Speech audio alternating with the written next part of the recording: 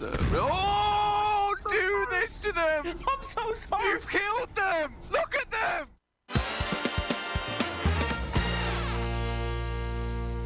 FaZe still in contention though. FaZe up a real possibility. Really? I think it really is. Oh, no! Oh no! It's FaZe down! No, I'm so On sorry. your face! I'm so sorry. Why would you do this to them? I'm so sorry. You've killed them! Look at them! They're dead! Huh? Oh! What? Excuse me.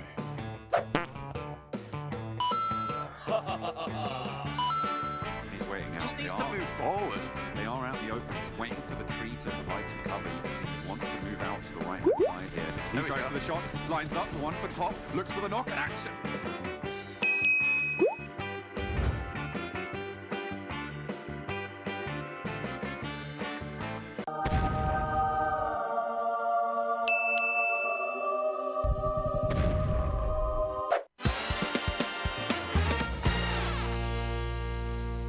So far, leaderboard.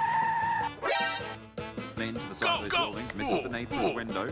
Struggling to make the entry now into the UMP. Help! Help! Reject Duello. Ow! Somehow Imperium stays alive for the time being. Oh, Fredo, that's not a good thing at all. Was it Max? Well, Max, how do you like that? Well, Caleris first. Yeah, Max. Fine. How do you they're guaranteed a top 4. Attacker and Longs, but they just might be arriving straight to their doom. A Molotov taking so much damage as well. Crossing from Nick with Galaxy effect. Freaking lord, he can never count him. You know, he did. They just the kill for FaZe as Fredo's getting like, wait. How? Oh no! Control of the building, rising.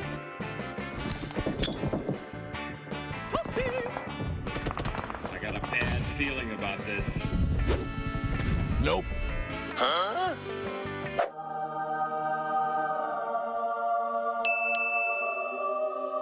No! God! No! God, please, no! Come on!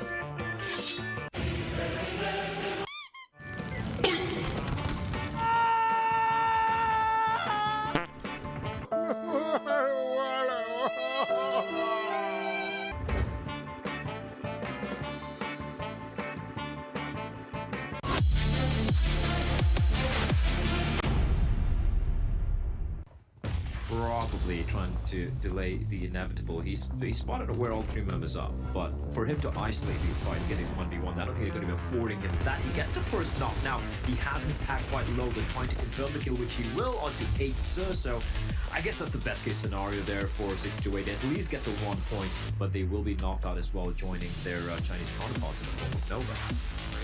Because if you look at the team list here, there's one massive team missing. Nova did not qualify into our second Super Weekend, but that worries me, Max. Is this replicating the performance from last year where they didn't qualify? I believe it was the second or third Super Weekend. I can't remember which off the top of my head, but they still went on to win the entire event. Well, I think we've got to stop saying BTR prank, okay? I think that's not valid anymore. I think we've got to start saying this Nova prank that's happening right now, okay? They're just taking a little more of a break, a small vacation before going into that third Super Weekend, which I'm pretty sure they're going to try their best to make it for that tournament. They're still trying to do that. Paraboy was the top 4 in terms of elimination at the end of the league play, and in terms of overall damage, he was top 3 right behind Action at top, which are you going to be Action at top after how good of a league play they had? It's pretty hard, but the fact that they've not qualified and the Paraboy is that high is so impressive. A little bit too deep, but this is the opportunity FaZe were looking for, and Tony K, Run and Gun, the Dons Macabre, and Team Secret will be eliminated. Genesis Dogma helping them out, and FaZe Clan third place. Great work for MS Chonburi, and it's all on Stall, it's all on Pika, the 1v4.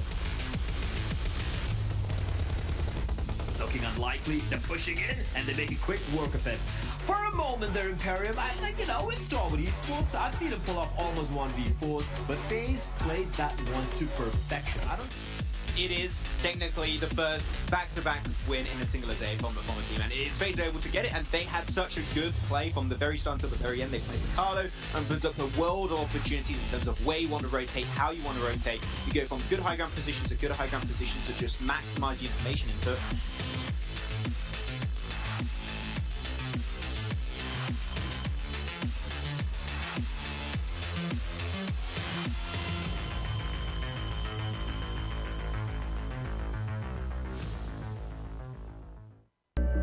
I saw the first light, the first steps.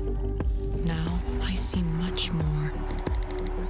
I capture Earth in all its beauty. I see action. I see drama. And I see it in the finest detail. Moments of inspiration. And the first steps. I am the 1+9. PUBG Mobile fans around the world, welcome to the 2021 PUBG Mobile Global Championship. To the top teams across all regions, we have a message for you. The Middle East, you have proven your worth. Now, make your formidable debut on the PMGC stage. South Korea, forget the past. This year, show the world you've ascended. Remind the world of South Korea's raw talent. Japan, you came so close last year. But what doesn't kill you only makes you stronger. Bring it back better than ever. The Americas, you're the alpha dogs that dominated the West. Now, lead the pack on the world stage. Southeast Asia, you took down so many strong teams on your journey to the top. It's time for a comeback on the global stage.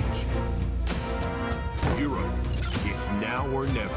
Push her limits and surprise us all. This is the moment to create your legacy.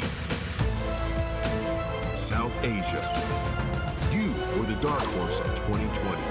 Amaze those who would underestimate you again. China, you carry the crown of last year's PMGC. Now, with everyone's eyes on you once more, can you secure back-to-back victories?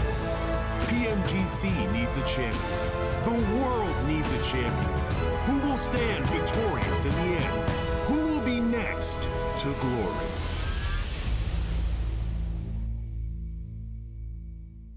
Hello, PUBG Mobile fans. It's almost time to bring together the world's top teams for the PUBG Mobile Global Championship 2021.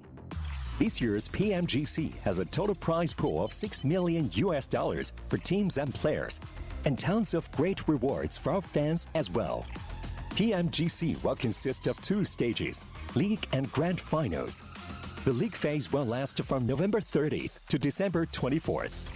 During the League phase, teams from the Americas and Europe will compete in the West League, while teams from Asia and the Middle East will compete in the East League.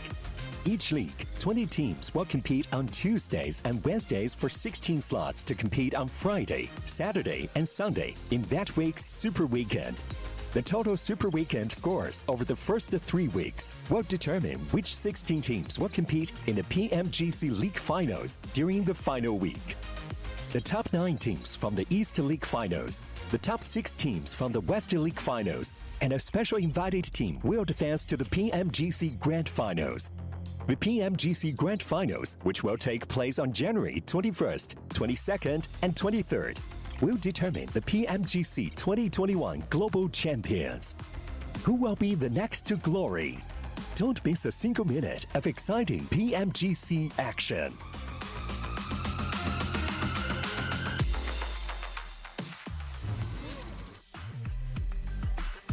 It is dawn of the final Super Weekend. Well, I guess it's not dawn. It is the day of the final Super Weekend, as all of these teams are trying to take a top 16 position at the end of our 3rd day of play here to determine if they're making it through the finals, or they unfortunately have to watch from the sidelines from their homes. A lot of money on the line here with $6 million in total, and every team wishes they could be a part of our grand finals kicking off next year in January, where it's going to be 6 teams from the West up against 9 teams from the East, and 1 special team coming in from India. Which team it's going to be?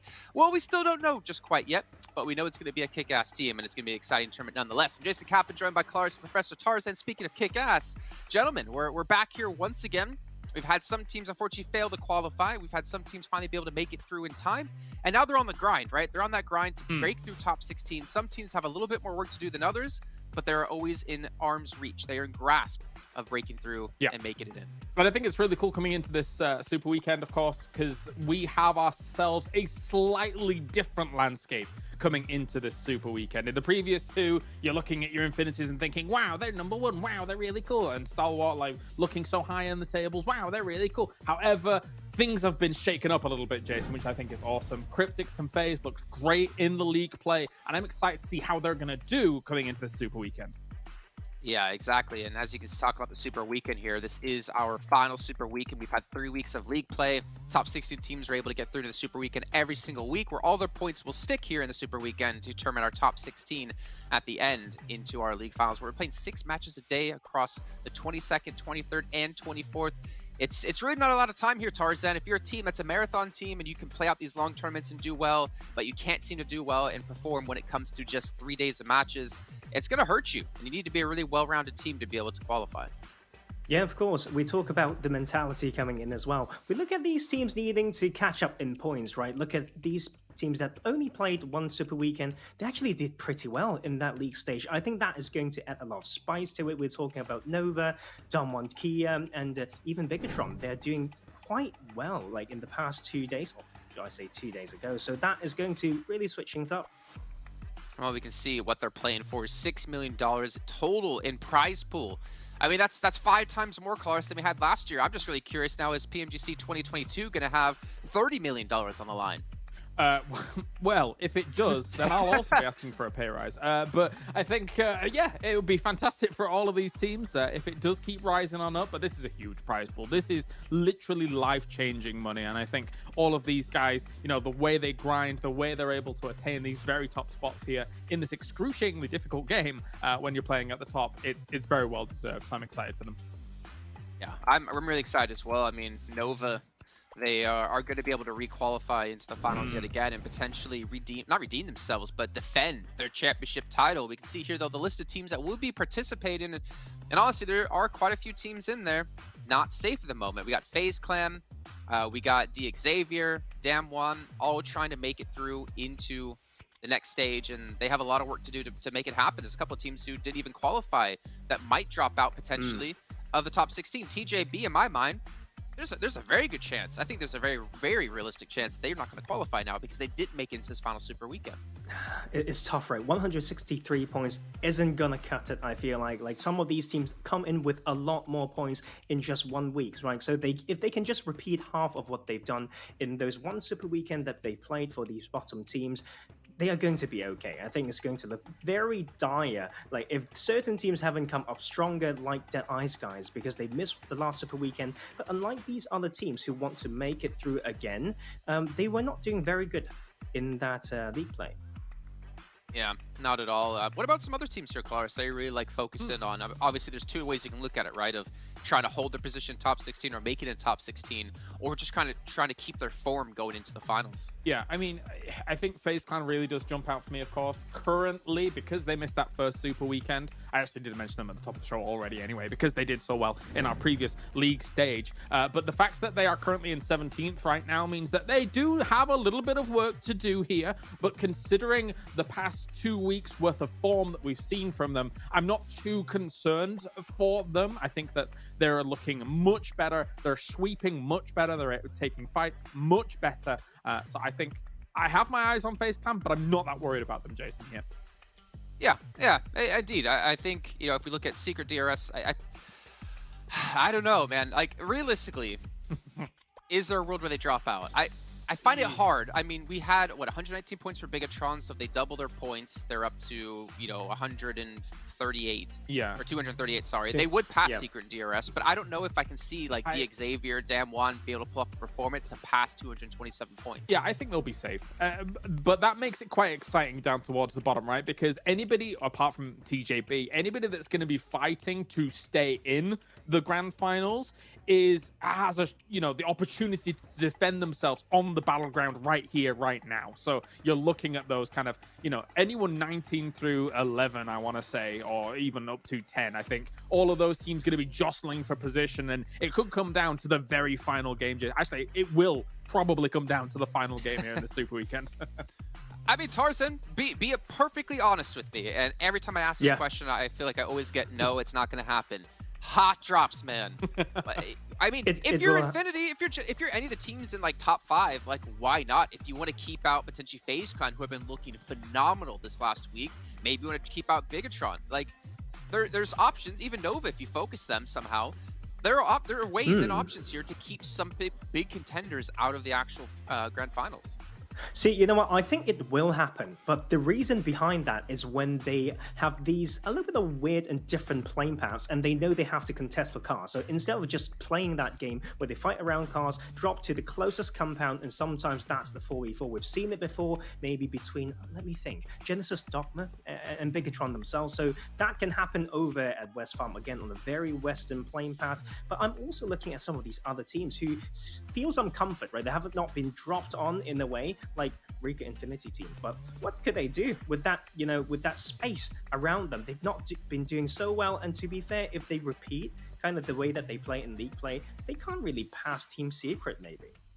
Yeah, very true. Very, very possible. As we take a look at a head-to-head from some really standout players, I feel like Newsy and Daybot, Daybot in particular, at least for this last week, has just been off the charts, honestly, Claris. And it's so great, again, to see like some teams have these players that rival and surpass the old guard, I would so to say. Yeah, definitely. I think when you look at Genesis Dogma, I will admit I came in as a skeptic of Genesis Dogma, but the results speak for themselves. Look at what they've been able to put up. Guys like Daybot here for them, guys like Satara as well, just amazing performances across the board. And compared against Newsy as well, I mean, the Infinity were, of course, on my radar. They had to be, but not quite to the level that they've been able to show here as well. And Newsy's been a big standout for them.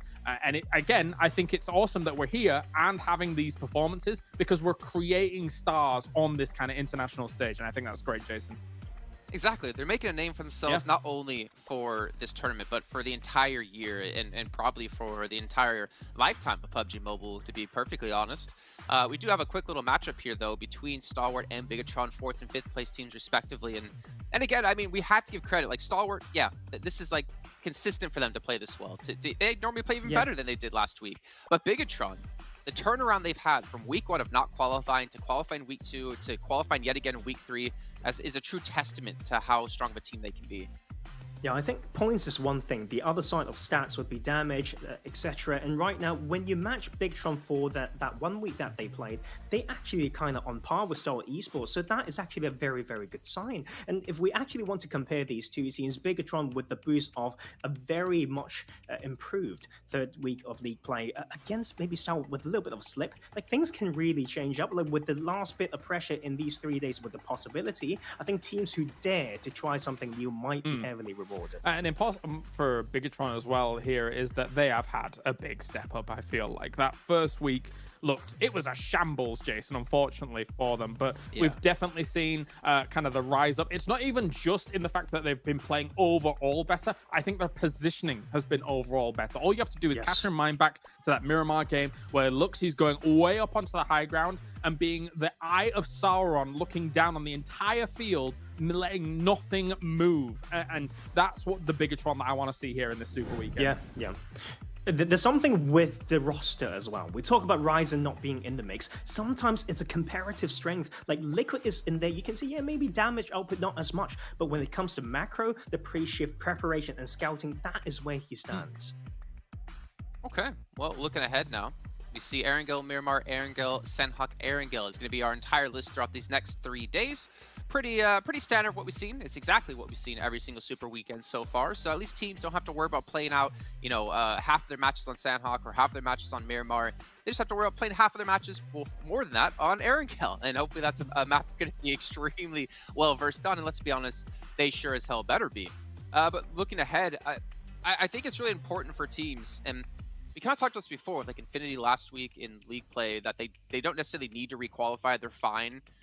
I was saying, you know, why not just maybe like just hot drop a lot of teams, and if you don't qualify, not a big deal. You get some extra time off, you get to relax. But instead, they actually did bring in some subs, and the subs performed pretty well. Let's be perfectly honest.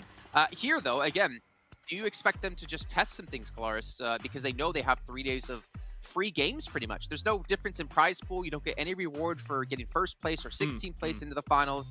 I'm curious if you have any thoughts individually about how that's going to work. I think, just briefly, I think that a team like Infinity, I think they're going to just come out all guns blazing. I think they're going to field their A-list roster, and I think they're going to use this as the perfect practice going into the final. Okay. Well, really quickly before we do get into some more of these teams here, we're going to talk about OnePlus and how it's our sponsor here at PMGC with its flagship performance, an immersive 120 Hz display and hyper touch technology made specifically for gamers. The OnePlus 9 Pro, your best shot to climb what, Tarzan? The leaderboards. Nice. I like to make sure everyone is listening and paying attention here, and it's not all just on me. But you can see Erangel will be coming up first here in about 1 minute and 30 seconds time. So we're flying straight through this show and flying straight into Erangel here. And I think probably it's time to get our predictions in then, if we want to start to talk about those as well. I'll start things off because you know what? I'll just be like that. Infinity. Why not? Like the one time I don't predict them, they win. So let's get them back on a losing streak, I guess. I don't know. That sounds weird. Kalaris, go ahead. I'm going to go with Nova, and a lot of the time, I'm usually not really on the Nova hype train. However, this has to be the time that they now show us here in the crunch that they can perform and defend their title down the line. Okay, Tarzan, who do you got? Genesis Dogma. They are really, really good. And I think I have more explanation to do when it comes to the fondness over this team. It's almost like if you have a list of typical strengths and weaknesses on a whole sheet, and then you're trying to check the relevant boxes. They have so many strengths and so little common weaknesses. Yeah, well, we'll see if they can keep those weaknesses very low indeed, as we're going to head over to our commentators. Speaking of weaknesses, Bled has none, if you saw his picture at the gym, and Imperium as well, both getting that iron pump. All right, thank you, Jason. I know I have none. Getting a little bit sold nowadays, but I need to ask you, maybe you can answer this later on when the desk comes up, why you have completely ruined the Infinity's day again. They were winning stuff when you weren't picking them, Jason. And Imperium, I mean, why has it done this? Look, I don't know. Jason is the kind of evil that is underlying, that's, you know, that's shrouded in kind of the nice smile and the pretty face and the lovely voice. So kind of like a Bond villain. Kind of, yes. A little bit like a Bond villain, yes. Not a swab, though, not a swab. You know, Jason's a bit more of a brute, in a good way. If there is a good way of being a brute, I don't know. I was just gonna say, man.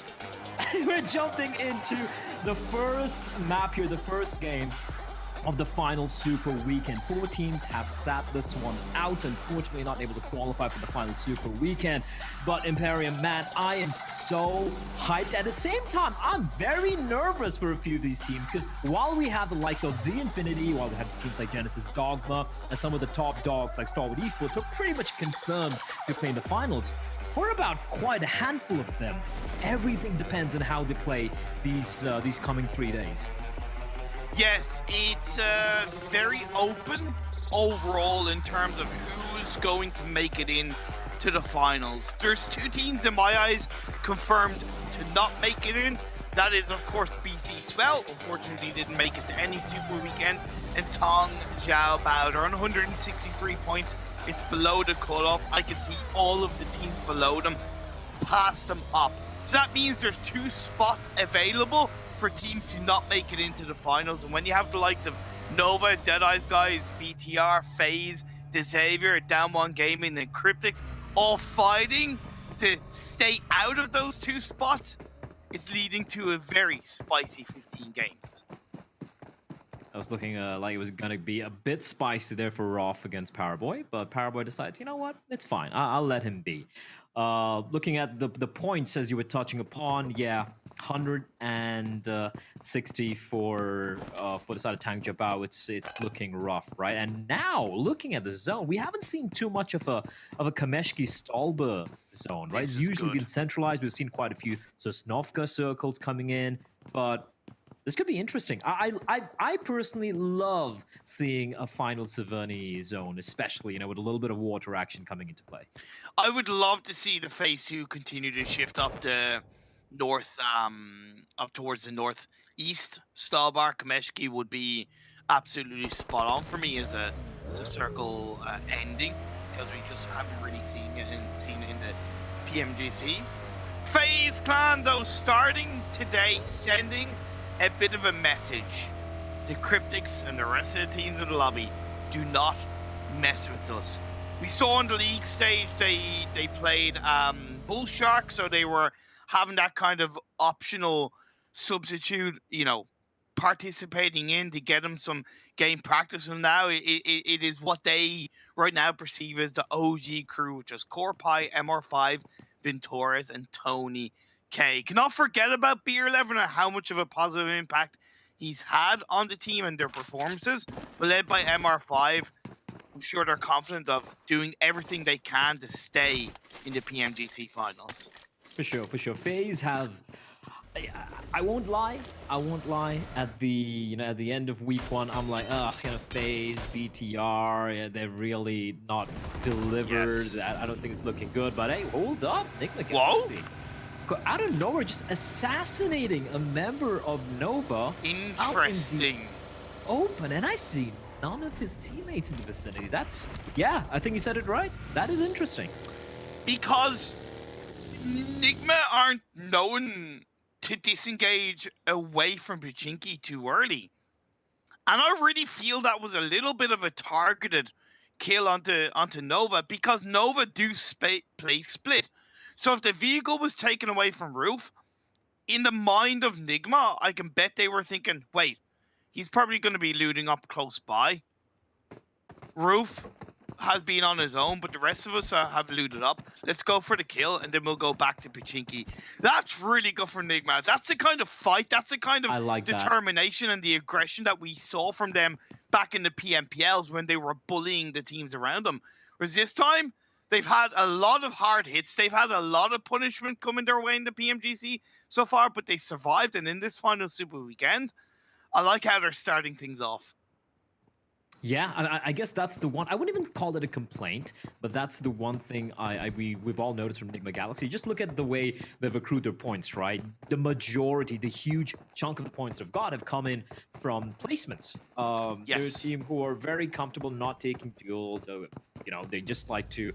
What was the movie? Was it Godzilla, the first one, where we had the scientist who was like, "Let them fight," right? I think that's Nigma Galaxy's motto. They're like, yeah, let them fight. You're just going to sit back and watch. And it works for them. But as you said, when you're reaching the final Super Weekend, and if you want to qualify for the global finals, because I'm assuming Nigma Galaxy, the way they played recently, they should be pretty much a shoo-in for the East Finals. And if they do want to qualify to the next stage of the Global Championship Finals, then they need to go to the next gear.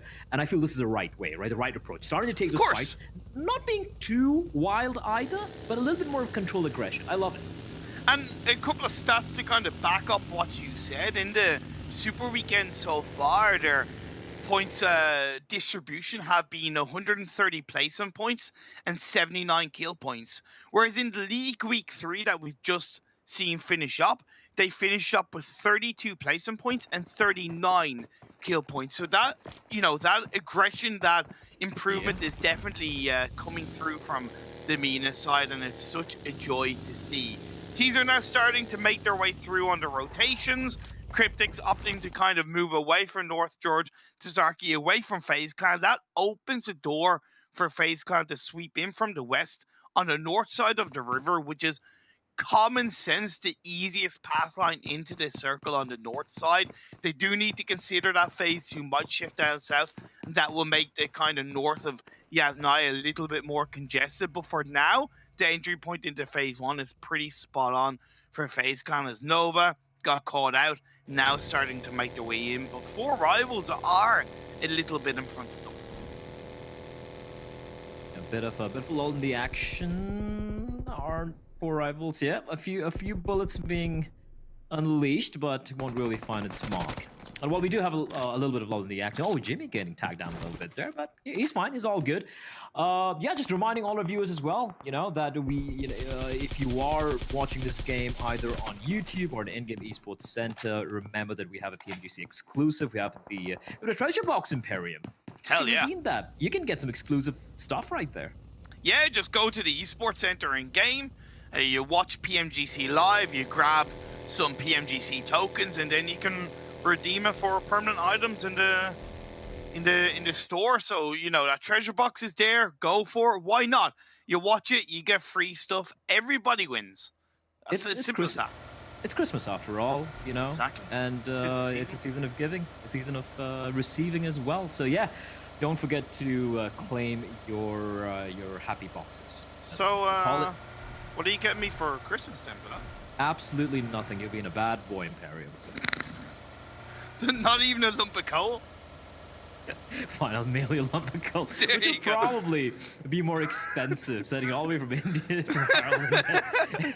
The postal charges are got to be way more than a lump of coal, but yeah, you know what? Screw it, I'll do it. Tony K, he's close by to Rico Infinity, and SK Tun's like, I wonder what FaZe Clan are up to, but not really taking any shots yet. It is one of those slower starts, right? You saw the plane path. And even though the zone is a bit of, not really central, it still does encompass a big chunk of the main island. I think the second zone is when we might be seeing a few teams just hit the ground here. And that's where I really like FaZe Clan's rotation, because even though FaZe 2's popped up and it kind of has gone down southwest, they can still wrap around Stallbar and come in through the north edge. It is going to take some time if they go around Stallbar on the north side, but they can still come through on the south side and stay relatively out of trouble. I really liked how the Xavier set themselves up positionally. It's on that kind of the Lion King mountain just outside of Mansion. It gives such a great oversight around the Yasnaya area. They have that locked under their control. Down One Gaming have a pretty good split. I also love Genesis Dogma. They're on that eastern side outside of Lipovka. Now Reject are going a little bit too deep on their rotation, and I'm worried about them. For now, Nigma still in Pachinki, and Infinity are starting to rotate out of the blue. Down One Gaming, a team who we're kind of missing at the beginning of the entire league stage and the first super weekend, but they have ramped up, man. They have slowly but surely ramped up. Sure, you see it on the bottom of the table, 102, but hey, one good game is all they need, and boom, they're just going to be catapulting themselves all the way up to where Nova is, and maybe even just tying things up with Tang Jiabao. You're right, they might be one of the few teams to do that. So definitely the South Koreans have impressed.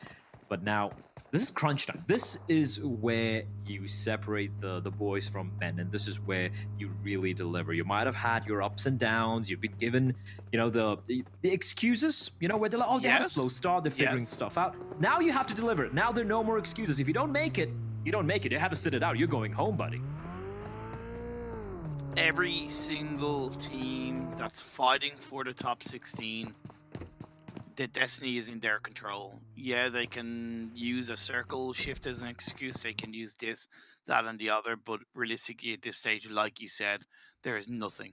Cryptics going on that north side. Very valiant rotation. I think FaZe were a little bit slow in the rotation of FaZe. You understand, maybe they were a bit cautious informational-wise, coming all the way from the west. But I think they could have been a little bit quicker on their execution in this phase.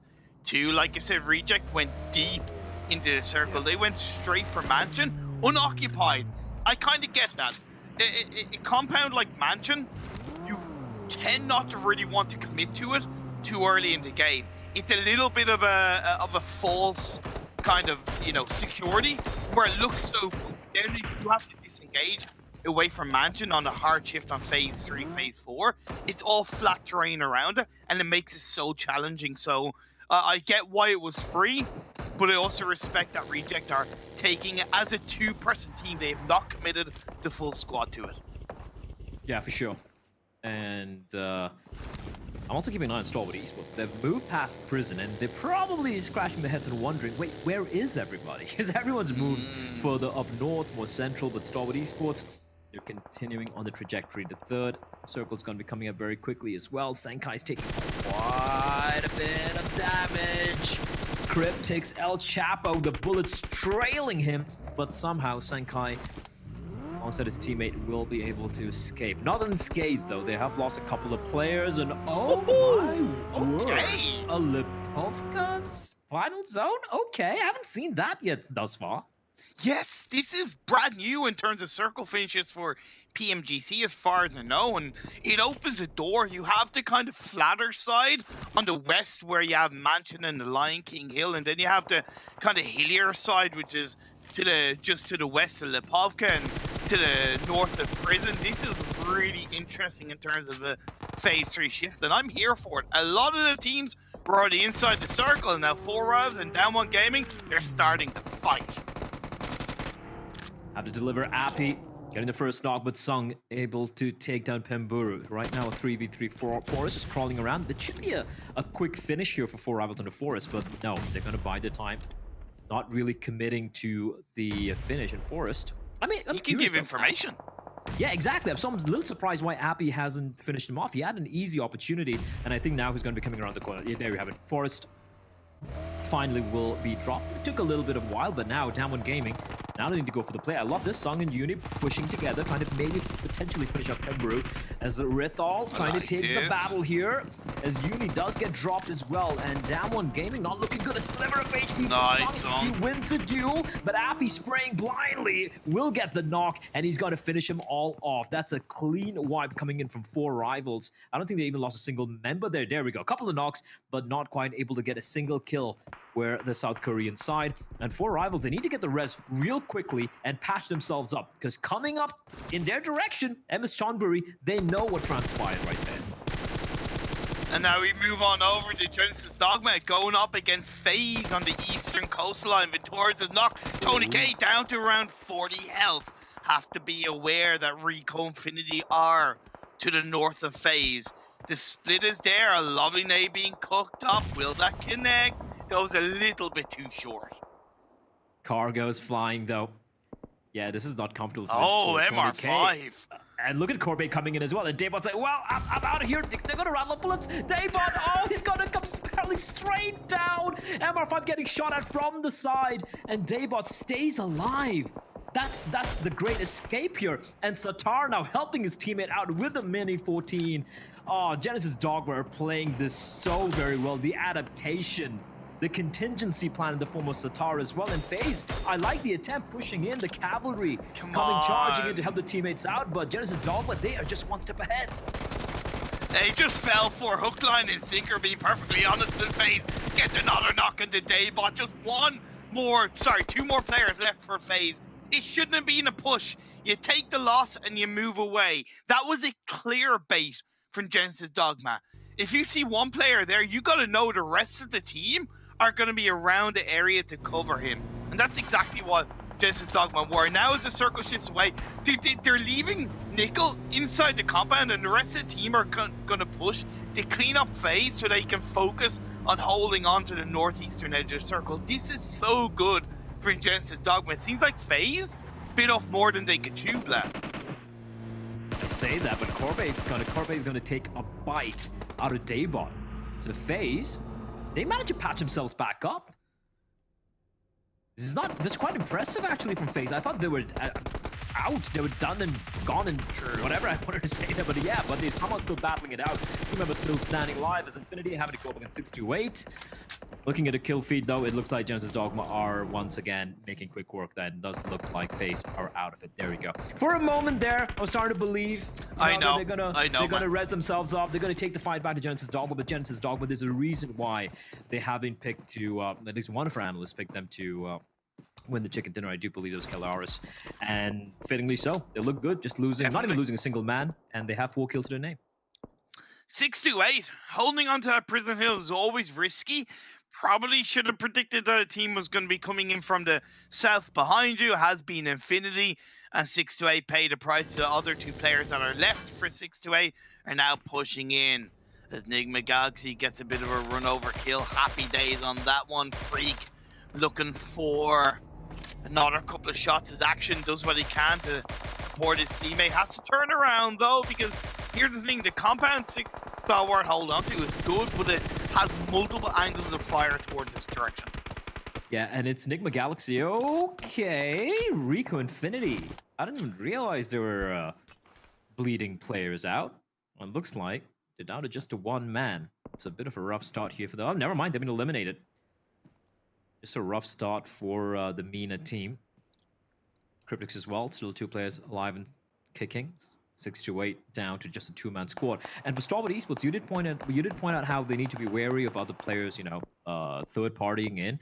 But looking at the map, I guess it's only Nigma Galaxy. And if look, I know that Nigma Galaxy have been a little bit more aggressive of late, but I feel like old habits just might kick in. I think they're just gonna keep quiet, play the edge of the zone, and be like, yeah, you guys fight it out. We'll just buy it a time. Well, and that's okay, because there's aggression and there's calculated aggression. The best teams always have calculated aggression. Don't know when to turn that on, right? What is it in the words of Spider-Man? With great power comes great responsibility. So it is important to use that at the right moments. What I love about Reject, though, is that they moved away from Mansion. They recognized that if the circle shifts away, it's incredibly difficult. They did hand it over to Deadeye's guys, though, in the process, but I really prefer where Reject have put themselves. They are at risk of the hill to the east of them, but they're also to an extent protected from it for the time being, and they can focus more heavily on the west. They have a lovely spread in that compound. MS Chambori, though, we saw them take out Rico Infinity. Their next target is most likely going to be 4 rivals on that north side, but the Xavier could third party. However, they've got to think about BTR. Look at how flat the terrain is. Oh, that zone. Oh boy. The Xavier and BTR. Whoever comes out on top of this, they're gonna be a pretty comfortable place. But yeah, the O boys coming out from you. This is open plain, naked terrain, Imperium. Sure, maybe a couple of trees, maybe some kind of sloping, I wouldn't even call it hills, but mountains. But apart from that, this is gonna be just a battle royale of snakes eventually. It really is, and who has the most amount of vehicles available? Who keeps those vehicles running available to use? That's going to be a big part of the final circle. Biding your time, Nova are in, to an extent, the center of it right now. They have Infinity to the south, followed by 6-8, BTR to the west. Nigma Galaxy now rotating in on the eastern side, getting ahead of the likes of Reject, followed by 4 rivals on that northern side. They have no idea where they're really going, it feels, but they're pushing into the center. In my eyes, that's not the call. That's not the way to do it on phase 5. Oh my lord, bullets, they're flying thick and fast. You said it, it's a scary no way! But Abby, you absolute animal! He just completely obliterates Nova. That was a 1v3, and it just completely wrecks them. How does he do it? How does he do it? That shouldn't have worked. By all logic, that should not have worked. But 4 rivals pull it off. They're insane. They're madmen. All I can do is just appreciate the fact that they committed to. They ended up going out in the end, but they took Nova with them. I'm just absolute champions. Yeah, they get eliminated, but hey, that's 3 or 4 elimination points for them, right? While going out in style. That caught me off guard. I'm sorry, that really caught me off guard. I wasn't seeing that. I'm like, yeah, 4 rivals are out of here, but they're like, we're gonna take you with us. And Nova, they go down kicking and screaming.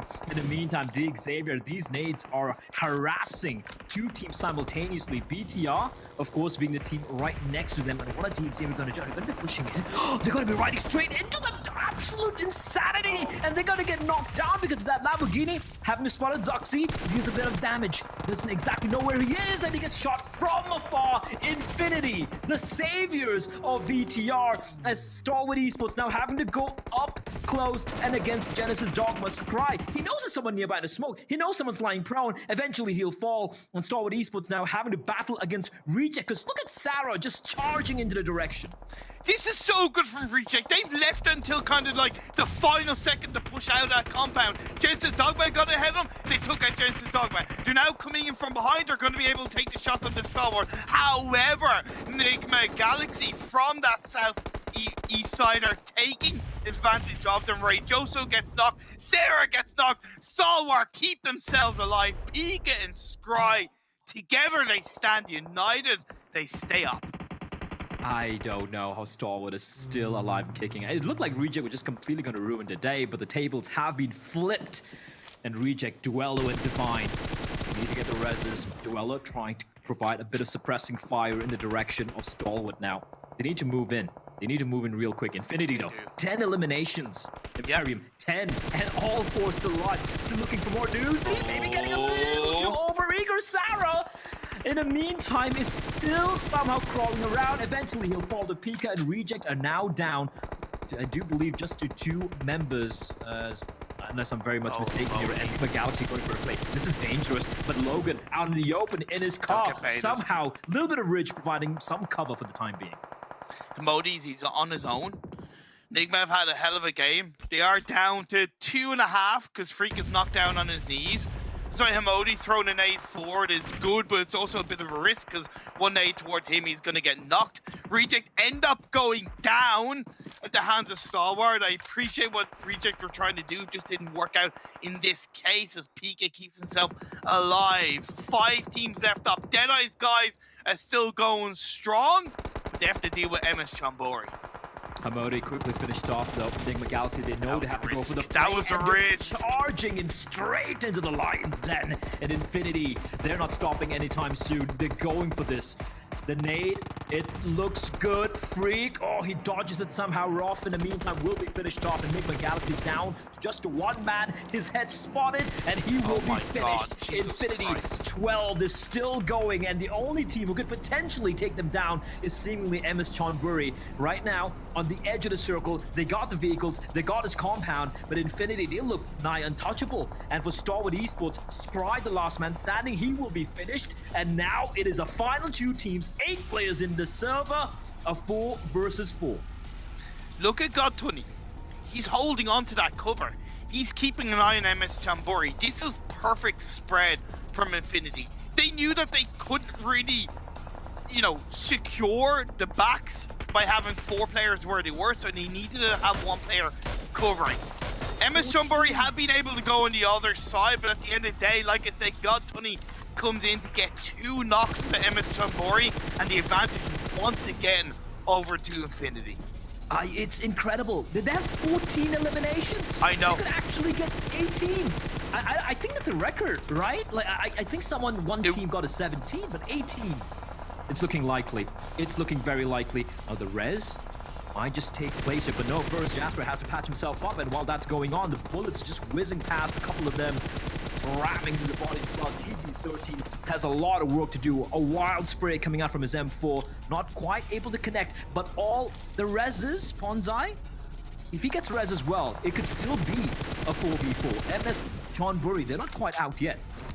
I was thinking, Infinity, please don't rely on the circle staying in your direction. You got to keep the pressure on. The little bit of a dip, it is to your advantage as well within the circle, but you just can't rely on it. They didn't. They pushed forward, and now MS Chambori, they're under a hell of a lot of pressure. Yeah, out in the open, barely any cover apart from a couple of trees. Another 2 knocks going the way of Infinity. Make that 3. Bonsai, last man standing, looking to stand and deliver. But I gotta say, it's looking unlikely. On 20 HP, 10 HP, and he will be finished eventually. MS Chonburi will fall after a valiant 1 last stand. But the Infinity, 18 eliminations, Imperium, and the chicken dinner. What a statement. They don't even need these points.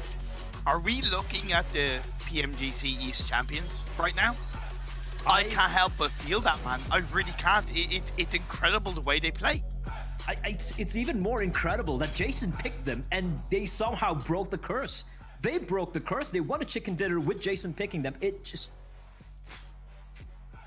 It's massive. Like, it's really hard to put into words how good this team plays. There's so much fluidity. They were one of the last teams into the circle on that south side in phase 3. But that's the thing. They understand that the play style that they play works with the circle shift, and they will adapt as the game goes and as every game goes. It seems like there's nothing they can't deal with. Yeah, okay, they're humans, so they're all, of course, going to make mistakes, but it just seems that, like, you give them like an inch and they're going to take a mile and a half, 2 miles, 3 miles, whatever it requires to get that chicken dinner, to get the result. But it was an action-packed game all the same. We haven't seen the circle end in this area of the map so far in the PMGC East. It was nice to see Mansion in play, the compounds around Mansion come into play, the hills and the prison area around, and we saw some early action with the likes of FaZe, Cryptix, and Genesis Dogman. Yeah, and just going back to the, not the final zone, but like the final few zones, right? Like, we saw Deadeye's guys and MS Chonburi just lying still. The zone was favoring them. Yes. They were much more closer, and it was the Infinity having to duke it out against some very heavy hitters. There were multiple teams. There was Stalwart around, there was Reject, and all these guys. And somehow Imperium, they managed to take them all down while keeping all 4 intact. That just boggles my mind.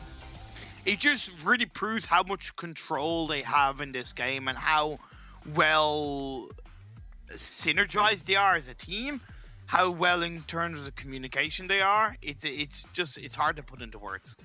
It is very hard to put into words, but some people are very good at putting things into words. Of course, we have the desk coming up. Jason, they broke your curse. I have decided that come into the Super Weekend, I will give them finally my blessing. I've always been hesitant because they already had so many points and were already dominating everyone in the lobby. I was like, you know what, Infinity, just unleash yourselves. Just take them on. And they did. They tied the elimination record as well, putting up a ton of points, 33 for themselves. Well, who was the other team that did it? Was it Genesis Dogma or MS Chonburi that had 18 eliminations? Genesis Dogma on Erangel, yeah. Not bad. 33 points, my boys from Infinity. Well, Jason, even a broken clock is right twice a day. As you've predicted them almost every single game. So, but, you know, they did really well. I mean, I'll wait to see my next game prediction. Oh, no. Well, maybe that will be the twice a day. Anyway, we've got ourselves, this big win here from Infinity. They played this almost to perfection. Not only with the movements, but when they chose to make those moves is very important. It can be all too easy in these kinds of circles when there's not much cover. We've got to be center. I think Nova got a little bit unfortunate, even the circle shifting on towards them, towards the center. But then when they go down, 4 Rivals goes into that dip. But even that's too early. They get taken down. Infinity knows when to send a 2-2 in, control the West, making sure that nobody else is going to bomb into that spot and work their way up from the south. I think it was flawless execution from Infinity. Very, very, very good. I mean, you could see the split as well, Galaris. We're talking about how crazily open that phase 5 was. Yeah. And you could see them leaving Logan. And he's like that man who said, I will not leave prison until I get enough of what it can provide. And he also even got info of the Eastern entering teams. That's how they play that so patiently. They know the pros and cons of their respective positions and just slowly move their way in. My boy Newsy. Yeah, 1,013 damage. I mean, what you guys didn't hear on broadcast, which the guys can totally confirm when we were watching the match, that I said Newsy's going to pop off, probably get himself 7 eliminations and 1,013 damage. I didn't get the team contribution percent correctly, though, so that was a little bit unfortunate. But either way, I mean, Newsy, again, how many times have we seen him be MVP? How many times have we seen Infinity in general just be in the MVP slots? Like, if we talk about Stalwart, obviously, I think that's the only other team that we've seen as often. Yeah, you're almost on point. I think you said 33.3 recurring on the percent. Yeah, so I had to Leroy it. Yeah, you were slightly off, but yeah, Newsy, what an absolute star. We talked about him at the top of the show, and once again, always proving that he is a star here yet again. And even towards the very end, I mean, you're looking at that fight against MS Chonburi, and they're already winning out the fight. But what are they doing? They're not even thinking about the current position that they're in. They're thinking 2 steps ahead. Okay, if MS Chonburi recovers from the knocks that we've gained, how are we going to suffocate them even more? And Newsy is that suffocation point on that eastern side finding that alternate angle and making it almost impossible for Emma Strawberry to make the recovery. So I really like, even when they're at the advantage, still thinking for how can we get more advantage. Yes, and this team was the one that we popped the question and wondered what they were doing with the tested, like with the roster that they had, right? Like, so of course we thought, can they transition back in with no problems? And we've got our answer. They've got their test. They will continue with the domination. They don't look scared at all. They look phenomenal. Yeah, and the thing is, they've not stopped performing like this. Yeah. This entire except. All right, sorry. Let me correct myself here, because I know someone in chat will be like, well, Jason, if you look back to week 1 league play, they actually placed 15th. Yeah, but since then, they have been doing phenomenal the entire time. It was 2 days of maybe some quote-unquote bad matches, and they haven't missed out on a super weekend. And you guys hopefully haven't missed out as well on any of these treasure boxes within the Esports Center, or if you're watching on YouTube, you get these points you can use to unlock permanent items. You get one of these 3, and you can earn them between the 30th and the 20th, I believe, of December. And then also coming up in the 22nd to January 10th, we have the next treasure box coming up with even more permanent items and special rewards. You want an Amazon Pay gift card? You know what? You got it. You want a Google Play gift card? You got it. But it's going to be probably, well, the stuff that I don't want. Let's just say that, because I can use some of those bad boys. Well, no, Tarzan, you don't get any of that. Well, I'll for sure log in when I can. And but yes, up next, guys, we've got Miramar. And when we talk about this map, we like to talk about Reject. And to be fair, they've been lacking a little bit of spotlight. Probably their own fault, but coming back onto this map, we know they've made a statement when they were playing a few bad games, I would say. So this is the resurrection point. I'm not sure whether that's the term, but you get what my point is. Yeah, they've had like one win on Miramar since I think that first week, if I'm not mistaken. Claris trying to look down and read the text there. We do want to know your viewer thoughts. We got which team can surprise everyone in Super Weekend. Well, if you're like me, you're probably going to say the Infinity. I'm thinking. I really want it to be down 1, even though they didn't have a good game in the starting of it. I really want it to be them. Obviously, they're in 19th place currently, trying to get out of those elimination spots. And they've been so good at the very end of our league plays. I want it to be down 1. I want it to be down 1. Okay, I thought Tarzan was going to give his opinion there. No, I just need to think even harder. Okay, you know what? Think about it, because we're going to head to a break. You have at least 4 minutes of time to think about Tarzan, but when we come back, we will be heading to Miramar. So make sure your answer is ready, and make sure you guys are all back here for the next match. Yes, kills, but this will make it big for Sanhok if they can get the chicken dinner. Now we're seeing a lot more information here. Yes, speeding up. What? What? Hang on, back in! Hang on, back in! Damn, I will chicken dinner! What? Really is a... Oh! Do this to them! I'm so sorry. You've killed them! Look at them!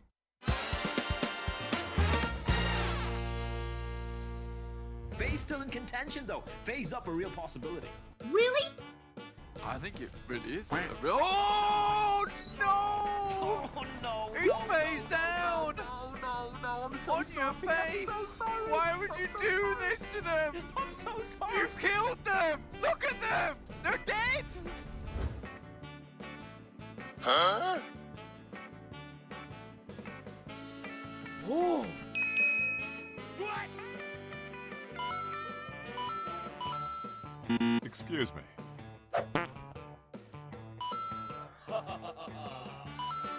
He's waiting out. Just They needs to are- move forward. They are out the open. He's waiting for the tree to provide some cover. You can see he wants to move out to the right-hand side here. There He's we going go. for the shots. Lines up. The one for top. Looks for the knock and action.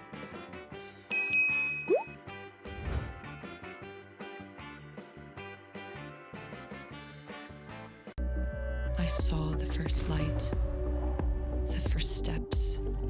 Now I see much more. I capture Earth in all its beauty. I see action.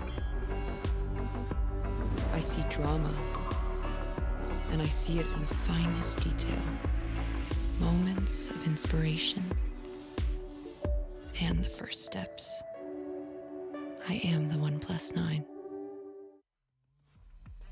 All right, welcome back, everyone, to PMGC 21 East League. As Tarzan now, finally, it is your chance to answer. Hopefully you took this time in the break to think about it. Who do you got? I've got Dead Eyes guys because they have not shown any signs of domination or like proactive fighting or anything, but that makes it a surprise if they do well. Okay. Well, you know what? That is technically true. I can't argue against you at all in this one. But Miramar is going to be coming up next, and I would love to see Reject step up. I would love to see, we've had Infinity, not to keep harshing on my team. Sanhok, almost every single time they played Sanhok, they had a phenomenal result, right? I want to see other teams have that kind of same result. I think the problem is Sanhok's such an oddball of a map, right? Or it's such an outlier of a map to be played, Claris, that it's a lot harder to be consistent on Miramar and Erangel when those are played so much more heavily. Yeah, Sanhok's you play in such a different way to Miramar and Erangel. I mean, obviously, when you're looking at max render distance and trying to deal with that on Miramar and Erangel, oftentimes there's big areas, of area That's a lot of to cover. damage. That's a lot of damage. But Sanhok, far more about those close fights. Even those long range fights in inverted commas end up being kind of like half the distance of Miramar and Erangel. So you got to be very, very accurate, very, very consistently. And that's obviously very hard to do, but we can see even some throwables being used in Newsy. Obviously, we talk a ton about as being an MVP, but I feel like we really have to focus maybe a little bit better on that when it comes to utility and its usage. We've seen a lot of great smoke plays. Thinking back to week 1, using it to aggress onto a position. We've seen it used to eliminate vision out of some teams, so teams can like rotate through or have a better angle. I'm actually curious. Maybe that's part of what makes Infinity so good, but also their scouting, as we were talking about last match while watching. Like they're very aware of what they should be doing at almost all times, and they're always like trying to read ahead into the future. 2 steps ahead, I think you mentioned, Claris. Yeah, definitely so. They understand that you've always got to press your advantage. And how do you do that best? Keep looking for more advantage. Easy. All right, prediction time. Tarzan, really quickly, because they have about 20 seconds till we need to get to the casters. So who do you have? Reject. Too quick. Elaborate a little bit now. Okay, you lost your time to elaborate. No, it's too late. You had that window there. There was an awkward pause. Claris, go ahead. Cryptics, the last 2 Miramars were 3rd and 1st. Let's see if they can roll with it. Okay, well, my prediction, you guys all know who it's going to be at home. It is the Genesis Dogma, not the Infinity. I'm changing things up. I'm going to get a chicken dinner every single day today, and every team I pick is going to win. And at the end of the day, I'm going to probably go buy a lottery ticket if that's possible, because then I'm going to win a lot of money. And maybe you won't see me tomorrow. Who knows? Maybe we'll be on a private jet flight to a nice vacation. But there's our predictions. I believe it is time to head to our commentators. Just wait on the guaranteed confirmation, because I don't want to rush into this one. It seems we have a little bit more time. All right, finally, Tarzan, go ahead. Elaborate on your pick for Reject. Okay, so we want to see teams to do well on specific maps. Sometimes almost like you want to see map-specific weakness so you can punish certain teams. So they are that team that for sure, shown on there. So I want, some sort of consistency in there. It's not an easy map to play well on. We talk about the terrains, how punishable it is when you don't have the macros to really support it. So yeah. All right, that's the end of your time. Perfect. Time, the alarm went off, the clock, whatever you want to say. Let's head over to our commentators. Thank you, Claris, with Bled and Imperium. Jason's he's a bit of a bully, man. He's bullying Tarzan, and now he's like, I'm gonna pick a Genesis Dogma. Screw Infinity. Like, what's that? I don't get it. Look, my dad always said you can say whatever you want once you have a smile on your face while they're saying it, and that seems to be what Jason does. But it's all right. We still love him, and he's a pretty awesome person. Well, yeah, unless he wins a lottery ticket and he just leaves all of us tomorrow, in which case, I guess, I don't know, one of us will have to host Imperium. But here we go. Second game of the day. I do like Claris picking Cryptics because they've impressed us quite a bit in the Miramars, because we saw quite a bit of Miramars in the league stage of week 3. Yeah, league stage week 3, they stepped up to play big time, getting 2 chicken dinners, my apologies. And their performance in Miramar was 13 points per game across the 4 Miramar games they played. It wasn't as high as Erangel, but it was still pretty impressive. So yeah, Cryptics is a good shout for Claris. However, we did see them get kind of bullied a little bit at the start of the Erangel game by FaZe. I appreciated how Cryptics rotated, but there's no real fight around that rotation, and we're seeing it maybe again as they drop close to Nigma in El Pozo. And, oh my lord! Okay. Imagine getting knocked by Winchester. Hello. Well, Marshall doesn't have to imagine. Oh no. Like, it's arguably as disrespectful as like getting knocked by a pan throw or something like that. You know, just Winchester. Like, I love the gun, but it really is like so weak in terms of damage. Oh no, El Chapo, he's just hiding. Like, let the guy be. They're just getting absolutely wrecked. Nigma Galaxy, they're taking the prisoners. I love this from the MENA side. I love watching this Nigma Galaxy play this way. And here's the thing, we know they can play this way. It's just that, you know, they sometimes temper themselves a little bit too much. And unfortunately for Cryptics, Kelaris picked them. We were even singing their praises, saying, yeah, Miramar, Cryptics, good. And then that happened, so yeah. Did we suddenly turn into cavemen when we started saying that? Yeah, Cryptics good, Miramar good, Cryptics bad everywhere else. You know, that kind of thing. But yeah, it's not a good start for them. The phase one is on that western side. We haven't really had too much of a chance to talk about it, so it kind of complements the play path to a big extent. There's a healthy spread of teams.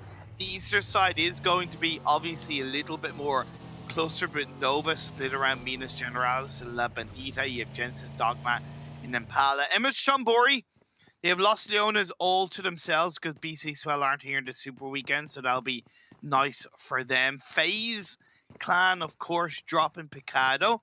But to me, they shouldn't be staying in Picado for too long. They can't allow the teams to the east to get too close to them. To me, they need to disengage in some way, shape, or form, get a bit of a controlling position, possibly to the south church area outside Chumasera wouldn't be a bad idea, but Infinity do tend to kind of land loot and hang around that region, so FaZe might opt to go somewhere else. Let's see if that's the way it's going to be panning out here now.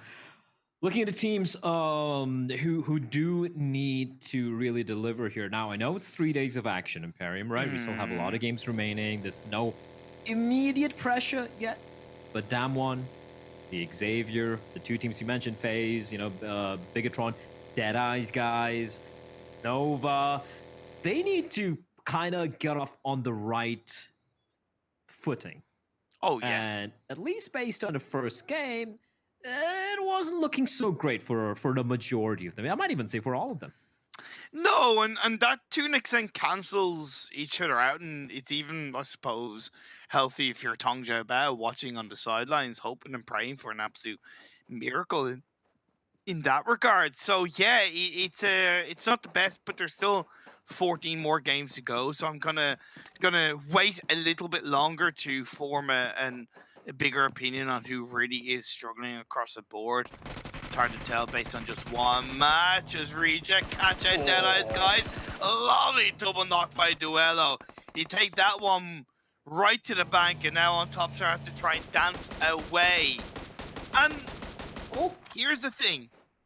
I don't hold this against Deadeyes because as far as I know, Reject don't really loot on this northern side of the map. They normally go to the south of Los Leones.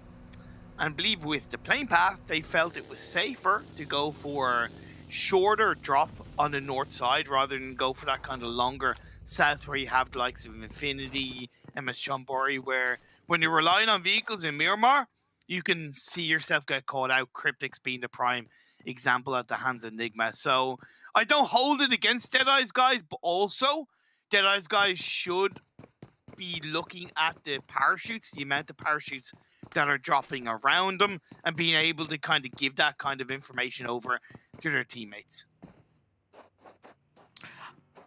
How much, like, look, you are well more versed with the, you know, with more regions when it comes to professional PUBG Mobile Imperium, and I have no doubts about that. You know what? I'll get back to that. Ruff's trying to... Oh, no.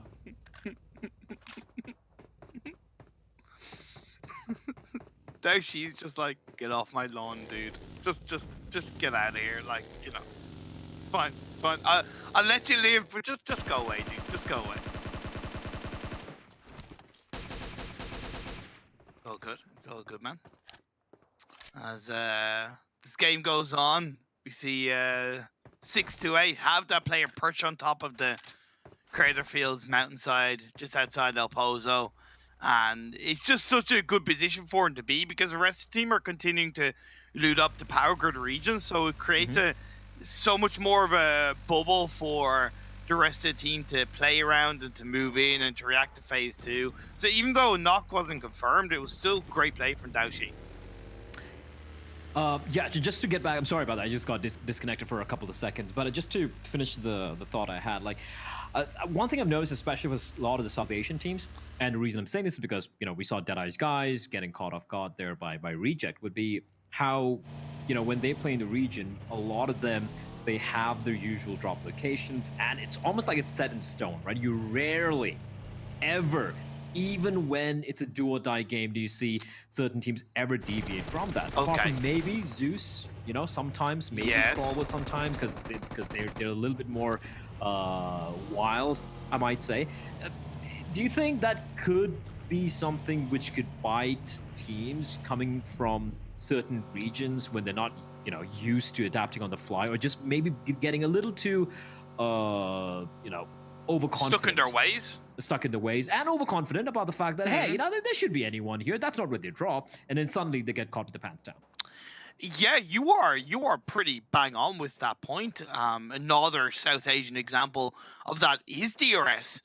Have you ever seen them drop anywhere else other than Yasnaya, or should I say loot up anywhere else than Yasnaya? They don't adapt in terms of their drop spot.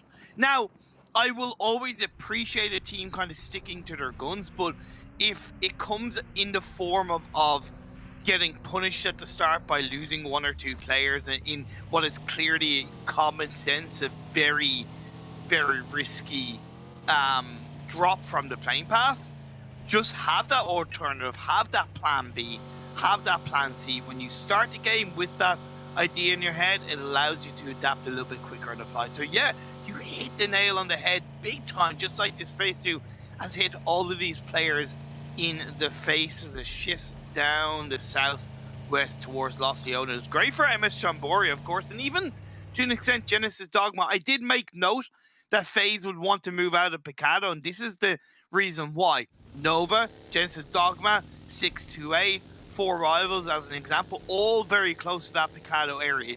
It's just a shame for FaZe that it kind of shifted in the opposite direction of where they went on that phase 1 rotation, but I appreciate that they recognized the threat of hanging around Picado for too long. Yeah, Picado, a town where many a team have met a very grisly end. Man, I've met a lot of grisly ends dropping towards Picado.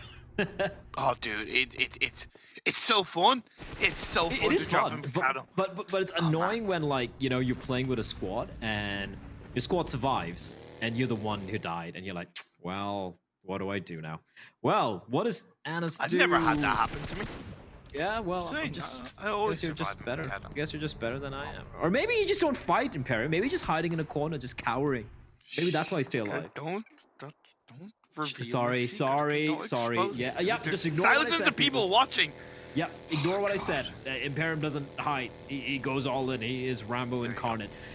Rico Infinity, unfortunately, are not Rambos incarnate. They will not necessarily. They don't want to really take the particular duel. Obviously, Enigma Galaxy are much more.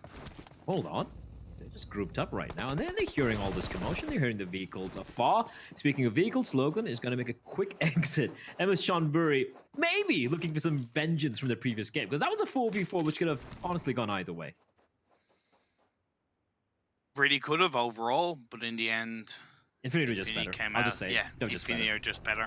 And one thing, it's actually really funny about the Infinity, because back in the first Super Weekend, Erangel was their weakest map by far. As a point of reference, 7 points per game in Erangel compared to around 14 and 13 for the two other maps. And I said to you during that third Super Weekend, I said, if they can clean up Erangel and get stronger points in Erangel, they will be an extremely dangerous team. And look at them now. They consistently perform on Erangel, they consistently perform on every single map, and they're currently at the top of the standings in this Super Weekend. It's just amazing to see for them to see their own awareness in that and go, wait, Erangel, we're not looking the best on that. Let's improve. And then we have the other map sorted. PG-13 got a nade out. And he spots the player driving past. Not able to quite confirm this elimination on Daybot. And is that a nade? Okay, all right. Good trajectory. I thought for a moment that he just naded his own teammate, but no. Smokes will be deployed. A couple of nades as well. And they're making MS Chonburi think. Now, Ponzai's above, but look at the other member of Genesis Dogma sneaking in from behind. MS Chonburi is slowly but surely getting wrapped around from behind, and they seem very unaware. And the Ponzai, the Overwatch guy, has been taken down. Okay. And this is also a really tricky fight because it's right close to the edge of the circles. Whoever finishes it quicker will come out on top. And lovely play by TG13. I believe that leaves now Nickel on his own as a surviving member of Genesis Dogma. And if I were him, if he can, to try and cut his losses and move away. I can't see him doing anything about this being so far away. Even MS Chonburi trying to go for the revive on the Ponzai, as Nickel does indeed try and take his chances and move away from that one. He's taking a bit of damage, but somehow has managed. Oh, are they gonna? Okay, I thought NC2 just gonna go for the hunt, just leaving his teammate, but still almost found him. Great turnaround for MS Chonburi. I really felt Genesis Dogma, they went for the right play, but just one or two duels not going their way, and they even found Ponzai, right? He was a guy on Overwatch from above. Knocking Ponzai was great, but it was unfortunately Boom's getting knocked, and it's rare I say this about Booms because he very, very rarely makes a mistake, but that was the one mistake. When Booms got knocked, it opened the door for MS Chonburi to win the fight. Punched him to death. NC2. Absolutely brutal. No respect whatsoever. I love it. I love everything about it. As Reject.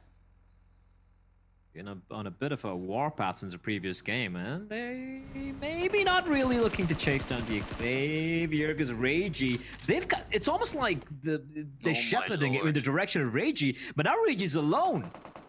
He's all alone, and the Xavier, they're like, well, let's take care of him, hold on to this compound, and then get rid of the other members of Reject. But for how long can Reiji also stay alive? That's the question. He's running around, he's going to take the duel, and he will quickly be put down. And with that, the decision has been made for Reject. They're like, yeah, if he stayed alive, could have come in and try and help him out. But with him going down, Reject decide that's really not worth it. It's just down to a two-man squad. And yeah, a great turnaround coming in there for their opponents. Phase 3 Blue Zone is starting to close in. You have now One Gaming in a good position. Nigma have been rotating through this game extremely well. BTR not knowing that Deadeye's guys is there. Liquid will get found and will get knocked, but the rest of Deadeye's need to respond. On top, down to around 30 health. As hanging onto the wall, Zuxi is pushing in. Shifu, you need to help him out there, buddy. Zuxi will find on top, and Shifu, half HP. What can he possibly do? They're out in the blue. And Shifu's actually inside, so he could potentially just keep them and ruin their day, but no. It looks like BTR are somehow gonna be able to come out on top there. In the meantime, MS Chonburi now going against the Xavier, who seemed to be just a non-stop movement on the vehicles. And Frankie, a prolonged spray coming in from Ponzai, but he will be finished off by NC2. Stalwart now against their the counterparts in the name of 628. The two STEs going up against each other, but 628 have a massive advantage. It's a 1 versus 4 for Scry, and as incredible as this player is, it is looking very, very unlikely. 628 don't even have a single player getting knocked down, and they make very quick work of Stalwart Esports. Why is it that I think this Miramar game is kind of weird? We're seeing a lot of scrappy plays. 6 teams have one player left. That is kind of unusual for Miramar. I know that sometimes, again, based on the playing paths, that some teams can kind of get caught out and lose 1 or 2 players to begin with, but having 6 teams in Miramar with 1 player left is just so rare. I've never seen that. I've never seen that. And 6 teams with all 4 players left live. Yes. So if you look at the number of players, number of teams alive, it's 15. You're like, oh, 15 alive. Then you're like, wait a minute, why is there only 40 players left alive Exactly. in the map? Exactly. It is, yeah, I think it's a bit unprecedented. Shifu? Oh, buddy, you don't want to go up against 628. Yeah, he's good. He's good. They're going the wrong direction.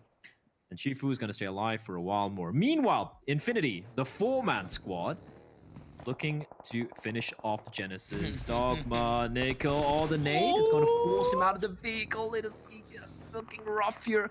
And Newsy, is he calling for backup though? No one. He has a couple of teammates nearby, but no one seems to be moving his direction. The second nade will find its mark. Nice. So down to just 45 points of health. I'm just guessing here, but it's looking close to 45. A third nade down to just 15, but he patches himself up and is back to full HP once more.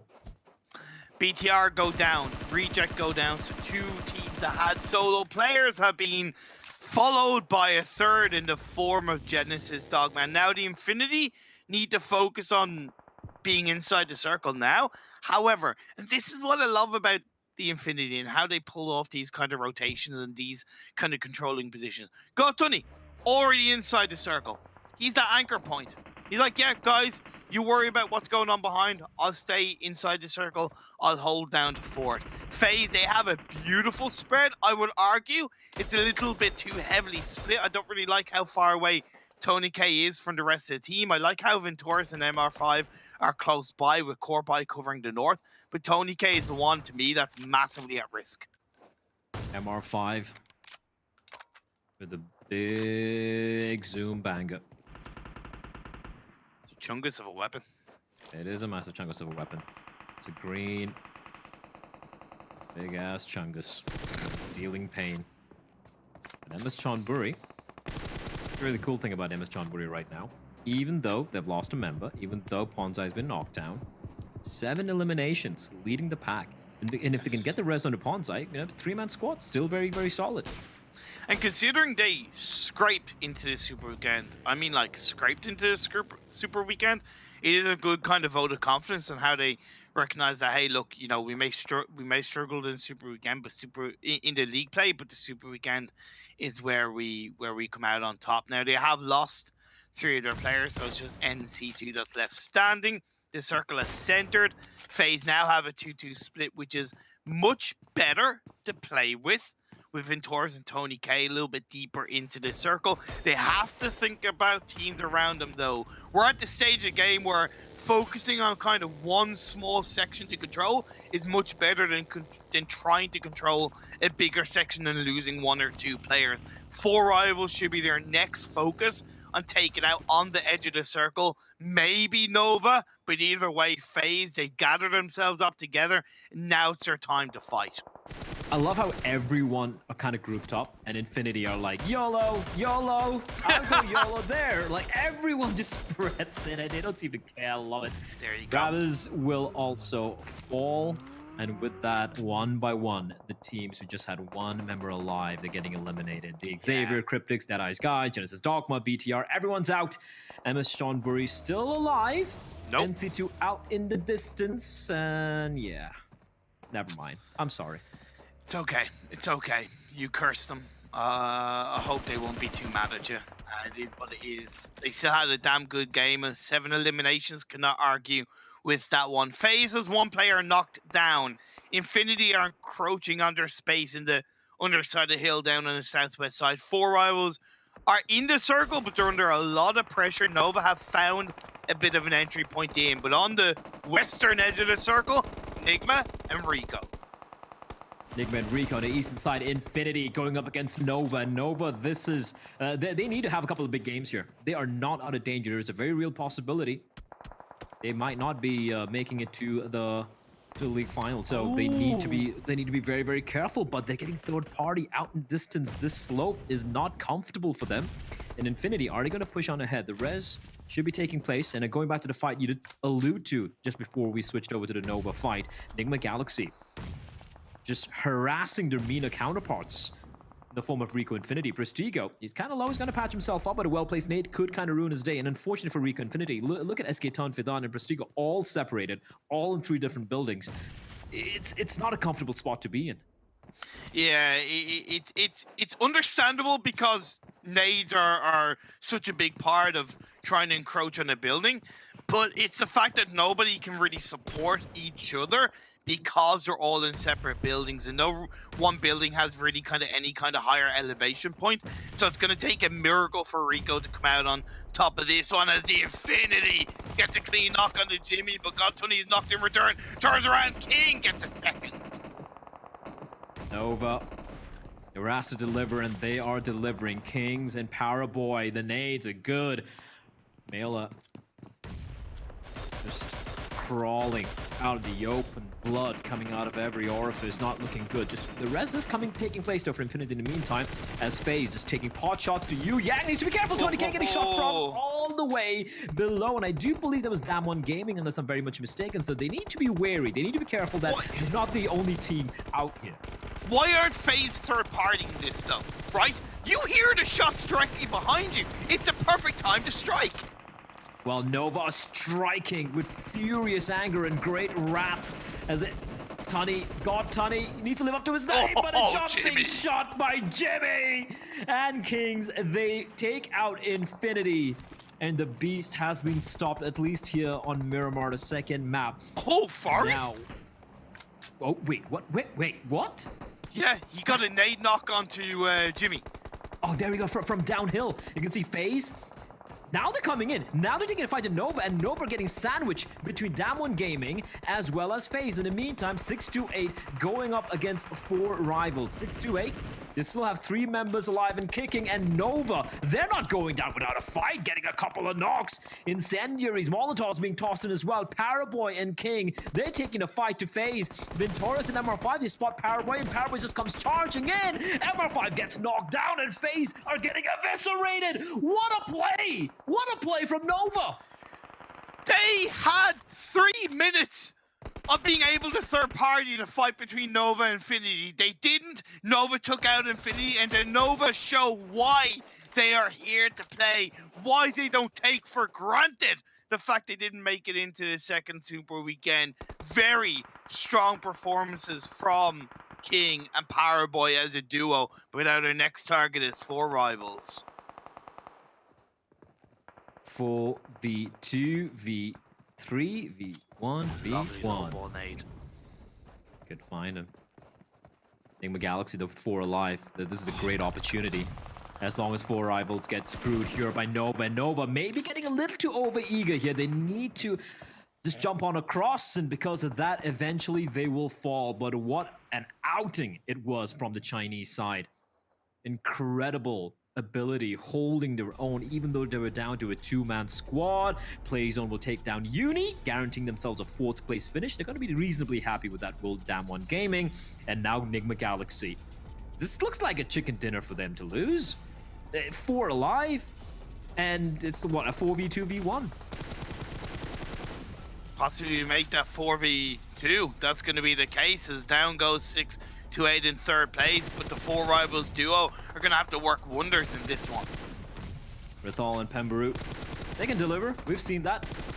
If they can somehow... Oh, never mind. It's looking unlikely. There you have Enigma Galaxy. The moment they realize that they have a massive upper hand, they waste no time. And a very well-deserved chicken dinner coming in from Enigma Galaxy. They didn't play this one very quiet either, Imperium, right? They weren't like super hyper-aggressive, but they took the fights they wanted to take. When they saw a couple of players, you know, out in the open where they knew they could get an easy elimination, they went for it. And they kept everyone alive at the end. Although Nova kind of almost stole the show with that incredible showing at the very end there, Enigma Galaxy deserved chicken dinner. Yeah, big result from Enigma Galaxy in my eyes. They were confident how they held on to the west. They swept in on the edge of the circle. They moved in through the kind of west and southwest, and then they were just really methodical how they played. They dealt with Cryptics, they dealt with Rico, they dealt with the last player BTR. Every single challenge they came up across, they won, and then in the end, they waited out, they third-partied onto Nova, wiped them out, and then it was just them going up against 4 rivals. And I love the fact how, like, you alluded to 4 rivals possibly, like, being able to put in the work. Let's not forget, 4 rivals, they've yet to win a chicken dinner in the PMGC. Oh my god, yes. You're right. Oh, you're right. Yeah. They're gonna get it. You know what? I'm gonna put it out there. They're gonna win a chicken dinner this Super Weekend. The famine will come to an end. I feel it. I feel it. They're looking good. They're looking solid. You know, sometimes it just doesn't quite pan out their way. You know, and it does. It do be like that at times. As I would say. But yeah, Nigma Galaxy, very well deserved chicken dinner. They played that so very well. FaZe, I think they had a great opportunity, but I'm still so trying badly missed. Nah, I'm still trying to pick up my. I got nothing to add to that at all. What I want to talk about is Bleh saying that 4 rivals will for sure get a win here in the Super Weekend. Now, gentlemen, I'm trying to confirm if he's willing to make a bet on that or not. But knowing him, he probably will back out. So maybe we'll have to talk about Nova here and ask, are they back? So they get 8 eliminations, 14 points in general. He did say no. I can't say the entire thing that he said, but he said no. So he's not willing to make a bet on it. So clearly he's not really a 4 rivals fan, Bleh. Anyways, let's move on. Nigma Galaxy, 30 points. That's a big win for them. And again, a big win for a team that has been a little bit lackluster since that first week in league play. Well, I mean, gone are the days, right, where Nigma Galaxy had that really unfortunate, I think, weekly final performance where it was like, oh, they look so hot. Oh, not so much right now. This is definitely a lot better for them. And likewise, in some of the weeks leading up to this as well, we've seen some good performances from them overall. So very happy to see this come in here, especially considering the way that they were able to control the west side of this circle. They didn't have many threats against them. Rico Infinity was the major one that they took out on this high ground quite patiently, I will say. Ooh. Whoa, whoa, whoa, whoa, whoa, whoa, whoa, Tarzan. I'm here now. Whoa, whoa, whoa, whoa, whoa. I'm sorry. Okay, good. I don't think you can do it anymore. I think it's ruined now, Claris. I think that entire thing that you've been doing for a year of time now is just out the window. It's gone. It's forever gone. Just because someone else so had used to had filling. try to do it. I'm sorry. Well, Lord, 8 eliminations, putting up some big plays here. Again, the 1,000 damage as we heard before as well. And again, it's nice to see that we can see these players from Nigma Galaxy step up. I feel like we haven't really had someone do that in the roster in quite a while, though I could obviously be mistaken. We've had a lot of matches these last 3 weeks. But at least, able to show that there are players in this team who can have these really big stand-up performances. And to be fair, I think the entire team really did.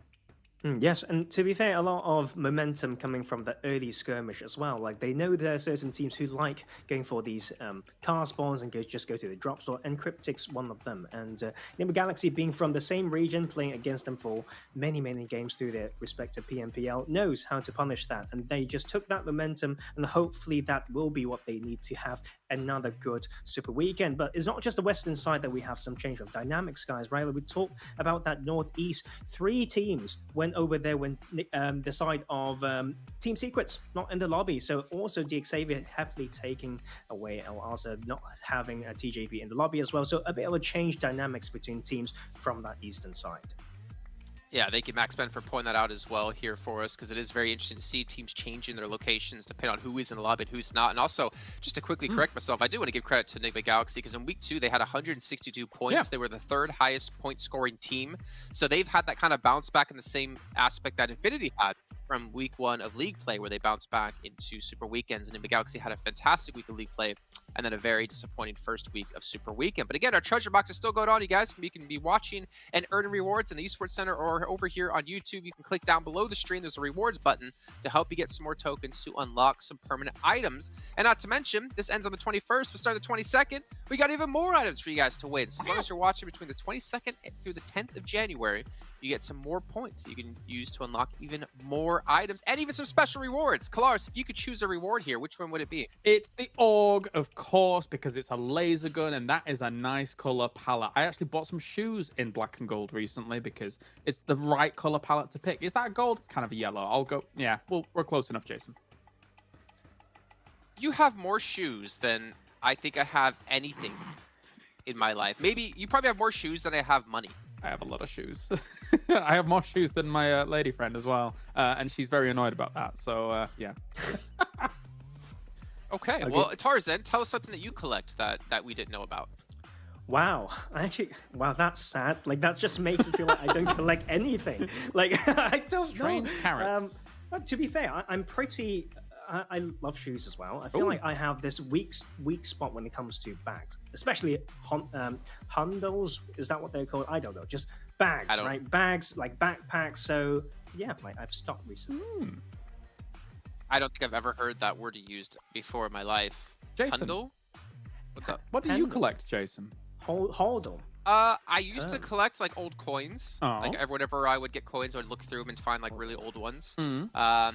I also collect a lot of dust at home because I'm never here to clean it. That's true. And that's probably about it, actually. Now that I think about it, I don't really collect much stuff. It's a little bit sad, but you guys maybe can tell us what you collect at home in Twitch or in chat, obviously, and also you can tell us your favorite team to make their way. Can your favorite team make their way to the finals? So I guess it's a yes or no question. Pretty self-explanatory answer there. But we're gonna head to a break. When we come back, we do have our third map of the day ready to go. For this flame path, we're going from Primals all the way up to just between. Hang on a minute. I don't think carpooling is a thing in PMGC. Oh, to the side, get to the tree. That's your cover. Get over here! And get your teammate involved. I don't know. I feel like this is a painful situation if you're Satar. Let's see if he has any tricks up his sleeve. This guy's got the moves. He's got the moves, got the PMGC outfit. He looks clean. He's right over the top of the car. I'm gonna need backup. Who's gonna go in now? Magic Man himself, Satar. But in comes another player to try and what for, and this time, oh, he's got a gun. Okay, yeah, there's not a lot you can do. I mean, dodging cars is one thing.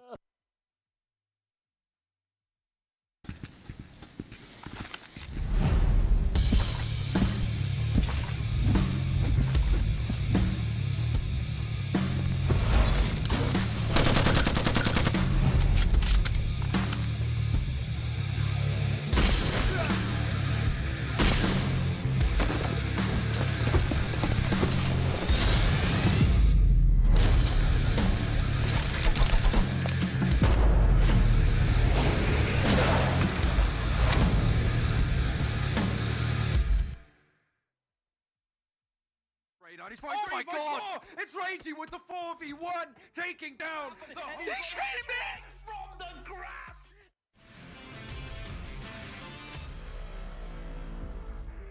Crawling his way up top, Zoxy's gonna find the line on him. And Song, he's just waiting. He's just waiting for MSC. Oh, he spots Zoxy! Oh, he's just waiting for them to eliminate each other. And he's finally gonna strike the moment. Zoxy gets a knock. Zoxy's found it. And now it is all on Song to make this happen. And he came in from the grass. And Song steals the chicken dinner away from everyone. Wait for Stalwart and FaZe to somewhat engage on each other. They get in that vehicle and they wrap around the underside. It could work out. The one thing that's going to stop them is Beer 11, who's flanked on the outside. Allow action to stay alive. That's the next one is a Molotov, and oh, it's that's spreading. perfect. Oh, top! They can't even drop and roll. We can jump into the water, but that's not going to quite pan out for him. Tries to stymie the flow of Bigatron players as they move forwards. Gets a cheeky little angle as Lapis goes down. Yeah, I mean, for Yuhai, he has been the one leading this charge at the moment. Zuxi finds Divine, and now it's just a matter of time before the rest of Reject do fall. I think BTR realised they need to do something quickly, but it's Ragey Osio to find the double. The man of the hour, he's found one, he's found two on the spray down. He's found oh my god! It's Ragey with the 4v1, taking down the whole of Bigatron. He strikes back. And 3 players fall. Your dream might be denied. Bamboo is low, Jumper has the nade. It's looking good, a good cook. Oh, just needs to go a little bit longer. Finds on the back and Bamboo falls. Team Secret wrested away from the high ground control. But they are in the most uncomfortable spot amongst the 3. How many times have Nigma been put down to like 1 or 2 players and they're still up as a full squad? I know it's impossible for the likes of Infinity or DRS to push on them, but that's incredible resilience.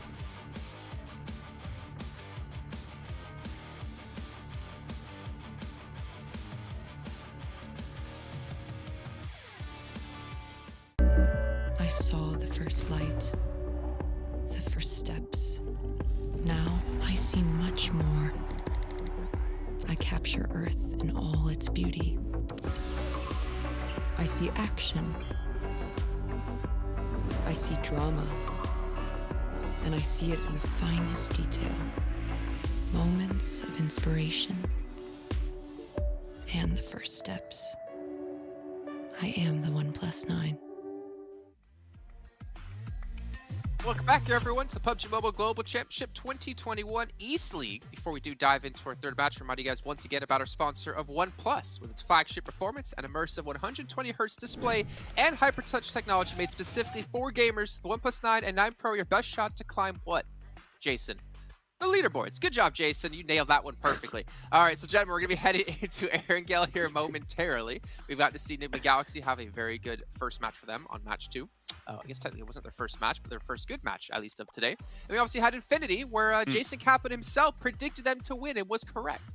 Tarzan 0 for 2 today, Clars 0 for 2. Actually, Clars, I'm going to give you -1 for 2 because your pick of FaZe Clan in match 1 did not work out at all.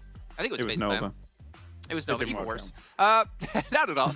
But Erangel coming up next year. And again, I think we need to really be focusing on, you know, Deadeye's got our Bigatron, FaZe Clan, Xavier, Damwon. We also need to pay attention to TJB and how they're starting to slip down the leaderboards here. I believe Cryptic's probably on track to pass them within the day since they started off just 10 points behind them. But that's what it's about, right? Yeah. It's about seeing which teams are going to pass who and potentially which teams will fall where. The leaderboards, Jason. Oh, wait, no, you didn't ask that. Yeah, I mean, I was really hoping... What time it is right now, Clars? It's, I don't know. No, let me talk about Cryptics here for a moment. I was hoping that they were going to do something on Miramar. Of course, they do want the points. They need the points, but I don't know what went awry there for them, so I do sincerely apologize, Jason, for my second bad prediction of the day. Okay, well, apology accepted. But you know what time it is right now, Clars? What the leaderboards? Ooh. Yes. Yes! Oh! Just gonna sit here quietly and wait for it to come up. Wait, production just said no! Technically, you'll be right. You can't say no, production. I also heard production is sending us ice cream, so we should expect our delivery here I in a few heard moments, that, and some cake. We're gonna get another yes. And maybe some tea, because I heard tea and cake is a good way to start the day. And to be honest, it is a very important part of a healthy, balanced diet. But let's move on from this one. Damwon, Clars, you wanted to talk about them at the start of the day. Yeah. I'm going to give you the floor now to talk about Thank you, that's very kind, considering everything I've said today has been useless. We have got, of course, Damwon here in the position that they're in right now. Obviously, they were previously, as coming into this very start of the day, 19th position. They need a lot of points to be able to push them up. However, I think both me and Tarzan have seen development in them quite significantly. This last league play that they came in, there was 3 decent podium finishes with 10 kills apiece. And that is not the Damwon that we saw coming in at the start of the tournament. So I think they have adapted. And I am hopeful that our South Korean representatives here can push up the leaderboards. What do you think, Tarzan? Absolutely. Like, when you look at the mini-map as well, you look at the time of them rotating in phase 1, there is a significant improvement. I'm just not... Okay, it's not always good if you're quick, but they were quite prepared, like the way that they were rotating in. And if you just look at mid-game sometimes on that bottom right with that point table, they were that team that constantly gets some eliminations before we hit maybe the 15-16 minute mark. So they were making something work with the changes in the early game, and God forbid, like we wish more teams do something like that to really fix something, test more things. They were bold with those, and it worked out. You know, I don't know how I feel about not necessarily being bold in the sense of, I'm trying to think of their eliminations over the course of the last 3 weeks, and there's really not many matches that ever stand out. They had the one victory with Sung just being the last player left alive, winning a 1v2 when no one was looking at him. Yeah. We have seen like a couple of glimpses that they can get eliminations, but if we compare them to likes of Infinity, to Enigma, to Genesis Dogma, we're not seeing like consistent eliminations come through out of this team, and that worries me if they want to get into the grand finals. I will say conversion has been fortuitous in some essences, as you can see here, now pushing up slightly against Xavier, actually tied in terms of points technically. But the thing that I do like about it is that, and it's kind of not common when you're talking about South Korean representation in terms of esports as a whole. They were relatively passive, and normally a South Korean representation would be kind of quite aggressive.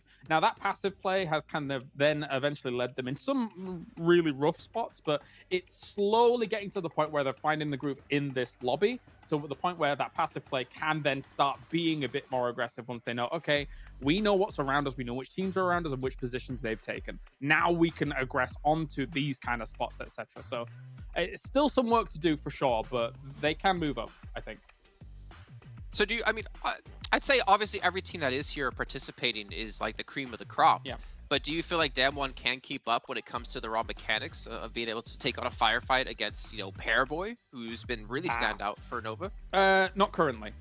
It's weird because, again, usually South Korea is ahead of so many other regions in so many other titles, but here in PUBG Mobile, it's been a little bit slower. I think that is fair, and they're definitely not as well versed, and especially on the international stage like this. So there is still a learning curve there for them, I think, here on this kind of stage.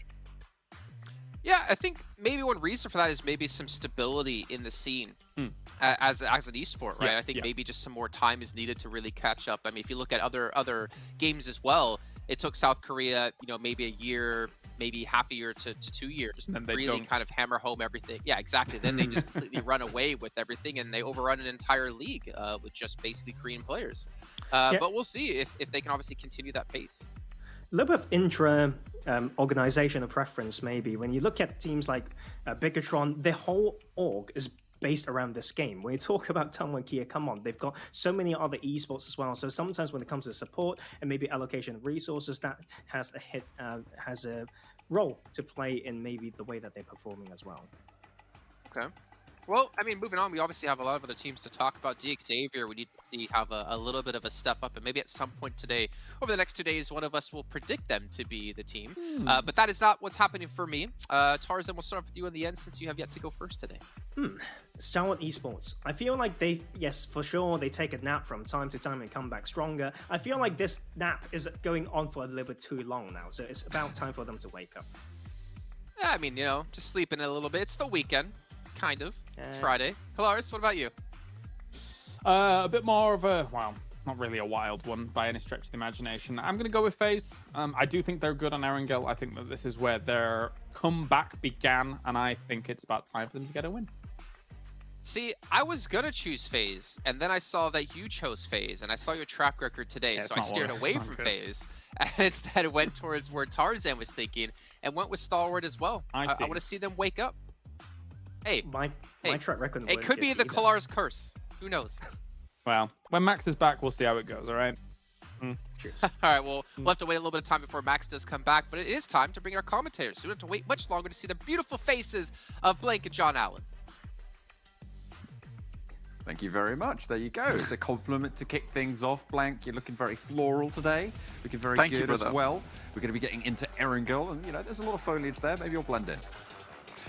Maybe I will. I mean, I'm gold and white though, so I feel like I might be a little bit easy to spot shining that away. I do want to say the reason I looked a little bit confused there is because I realized that I couldn't see anything, and that was because I didn't have my glasses on. So now I can see stuff. I was like, that's very strange. I can't see over there. Oh, I've not got my glasses on. Luckily, I can see this plane path now, which heads up from Primos up towards Kameshki side. So happy days here. As we head into this one though, John, 6 to 8, doing 6 to 8 things, dropping down towards Primos side. Yeah, absolutely. I mean, it's a little bit far for the Infinity to go. They might actually struggle to grab some vehicles to get across this this estuary. To be able to get towards the Sanhok military base, which is their normal drop spot. It just depends what Reject are going to do, but it looks like they're going to drop a little bit further towards Ferry Pier and have that split out to the east in those yellow buildings just south on the south coast there. So hopefully Infinity going to be relatively unchallenged in their rotations. And again, just a fair split across the rest of the map. And a very fair circle as well. This is probably the most central circle we've seen in a long time, actually, for this one. I think that, you know, this Super Weekend has been made very interesting purely because DRS and Team Secret are in this. Mainly because they're not going to be taking these points away from other teams. With a position that they ended up in with like 8th and 9th place, right? That was definitely a place where if they continue playing as they did do in their past 2 Super Weekends, a lot of those points towards the bottom side, they weren't going to be able to grab them, as many at least. But now it's opened up a much more. I think we have a much more even playing field down towards the bottom of the standings at least. We still have teams like Genesis Dogma, Infinity, as well as 4 Rivals who are sucking up a lot of the points, as well as Stalwart. So those teams, they're going to continue to do well. I will agree with Tarzan though, very quickly. The Stalwart have been napping, right? They're in hibernation at the moment. Yeah, they haven't quite reared the head just yet. And you can see them just getting sprayed down by 6 to 8 there. Goodness me, what a forward push from 6 to 8. Very, very nice on that hillside. But yeah, it feels like this is not the same stalwart that we want to see, that we know we have seen in the past, and we're looking forward to it. It's going to be hopefully back on the road again. Yeah, hopefully back on the road again. Currently dropping down to 4th place in the overall rankings, as well as being in that third Super Weekend. It's not really good for Stalwart. The Infinity, on the other hand, a clear 60-point lead over Genesis Dogma after that massive game they had at the start of the day, which was incredible and returned to form. And you know what, Jason? Genius. Just a genius move from him to pick Infinity on that first game. Like, the thing is, these guys are saying that, well, yeah, but these guys on the desk are saying that he picks the same team every time. Well, how can he pick the same team every time when it's the first game of the day? All right? It's just unbelievable, really. Even the logic they're using is flawed. I can confirm that's how numbers work. I've heard, anyway. That is, in fact, right. So I don't know what you've been listening to, but there it is. That's, you know, sometimes it just be like that, you know. People don't think it be like it is, but it do. You keep asking me if I know. I'm going to tell you right now. I do not know what you're talking about. You know? I do know PUBG Mobile, though. And you know that Reject are going to be down towards Ferry Pier. This is a general drop spot for them. I think they've been trying to adjust things a little bit. And for Reject, things haven't been going so excellently. I think they're one of the few teams other than Cryptics, Rico team, and Reject. Well, in fact, other than just Rico Infinity and Cryptics, who have 3 Super Weekends and yet are in that bottom 10, right? It's a little bit awkward for them. And being in that 10th spot, though, is not so bad. They're still trying to pull up those numbers, but I do feel like there's a lot more juice in this team that can be ringed out this tournament, right? I don't think they're done yet. They are about 8 points away from that 200-point threshold, where we're saying that, yeah, you should be safe-ish at that point in time. And they will most likely jump DRS as well as Team Secret as this Super Weekend continues. Yeah, it looks fairly likely that that is on the cards for them, and that they are fairly safe. And speaking of, you know, where that point bubble is most likely going to fall, I feel like Tongjabao, I mean, a lot of people are sort of saying, you know, it's almost confirmed that they're not going through. But I feel like it is actually very much on the wire for them. It's likely, sure, that a lot of teams are going to jump up over them, given the number of games that we've still yet to play. But they're still sat in 12th right now, right? They're still sat in 12th place, which means that they need 4 teams or even 5 teams to jump up on over them to be able to knock them out, right? So it needs 5 teams to make up that points difference, which actually adds up to quite a lot of points going down towards the bottom of the table. So it's you know, it's definitely volatile down there. I would say so, 100%. Still, I could technically add this all up underneath them and look at the points threshold. I think that would be probably interesting, but I don't imagine any guys at home are interested in that right now. What you should be interested in, however, is the treasure box that's going on at the moment. So if you're watching through the esports tab in-game, or you're watching over on YouTube, you can start to earn those PMGC tokens, which you can then use to redeem those treasure boxes through that esports tab and get yourself some nice little loot, right? That's what it's all about, getting that loot. We pick up our loot in-game, and you can pick up your loot in-game as well. But you might not be playing, you might just be watching. That's okay too. We're glad to have you here with us. And there's plenty more information if you have any questions in the in-game esports center, so go check that one out. As we said, though, before, center circle, and no one really going to have a chivvy on just yet. The main adjustment I think that we're really seeing in this game is Stalwart, right? Up to Lipovka and Milta split. I mean, they have been dropping during league playing over the last couple of weeks in Novo in general. But with the playing path, I feel like this is excusable. I say excusable. This is a reasonable adjustment. Yeah, I would say so as well. I think that there are teams who make these adjustments depending on, like, very drastic playing paths, and that there's other teams like Stalwart here who decide, you know, it's a minor adjustment, but it gives us more time on the island, it gives us more time to loot, and we don't have to worry about Genesis Dogma or Bigatron down towards Milta. And I think it's a smart play as well, considering you know that you're coming into a Super Weekend with DX Xavier, Genesis Dogma, and Bigatron, who all like to mill around that south east side of the map. So I think for Stalwart, it's just a case of let's get down to Milta. At least we're on the island, and then we can move in slowly but surely. We don't have to worry about crossing the bridge. It's a little bit less awkward. You can see that even Daybot right now, you can't see on your map at the moment, I will explain it to you. He did actually make a little excursion down towards the eastern bridge in the first place, just to check what was going on. So I think that Stalwart have kind of, I wouldn't say it's like they've owned it, but it's okay. It's good. Oh, tale as old as time, though. 6-8 on the bridge. Waiting Look for the how awkward cross. this is. Yeah. He's like, I know you're there. I know you're there. Where are you, you sneaky bugger? Yeah, it's a painful one.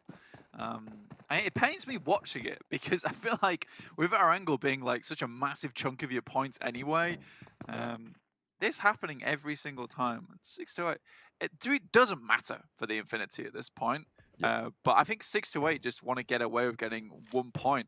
It just boggles my mind at the same time, John, because why do 6-8 take this fight? Like, I don't... They lose a lot of time, don't they? Yeah. It boggles the mind. Ooh. So is it, by all I've been rights... thinking about it a lot recently. I mean, to be fair, if you're going to handle one team in the lobby each game, getting rid of the Infinity does increase your point scoring total, right?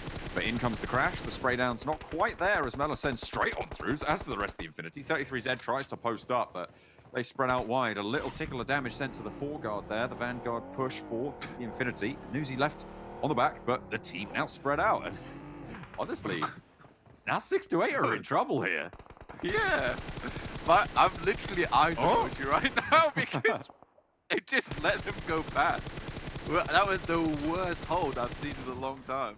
That's, yeah. I mean, it looks like the Infinity have really been brushing up on those bridge pushes, though. Like, getting someone there early, getting Newsy in position early, opening up with a little bit of damage, suppression, and in that chaos immediately, sending straight on through, triple buggy push. I feel like this is a new, not necessarily new strategy from Infinity, but definitely a new lease on that specific engagement. Yeah. Refined. And I think that one of the best parts of that is that you said the triple buggy push, but it's like it's a staggered push as well. So they've got one goes out, then one a little bit later, and then one after that. And it means they can't all focus on just one singular unit, one singular convoy.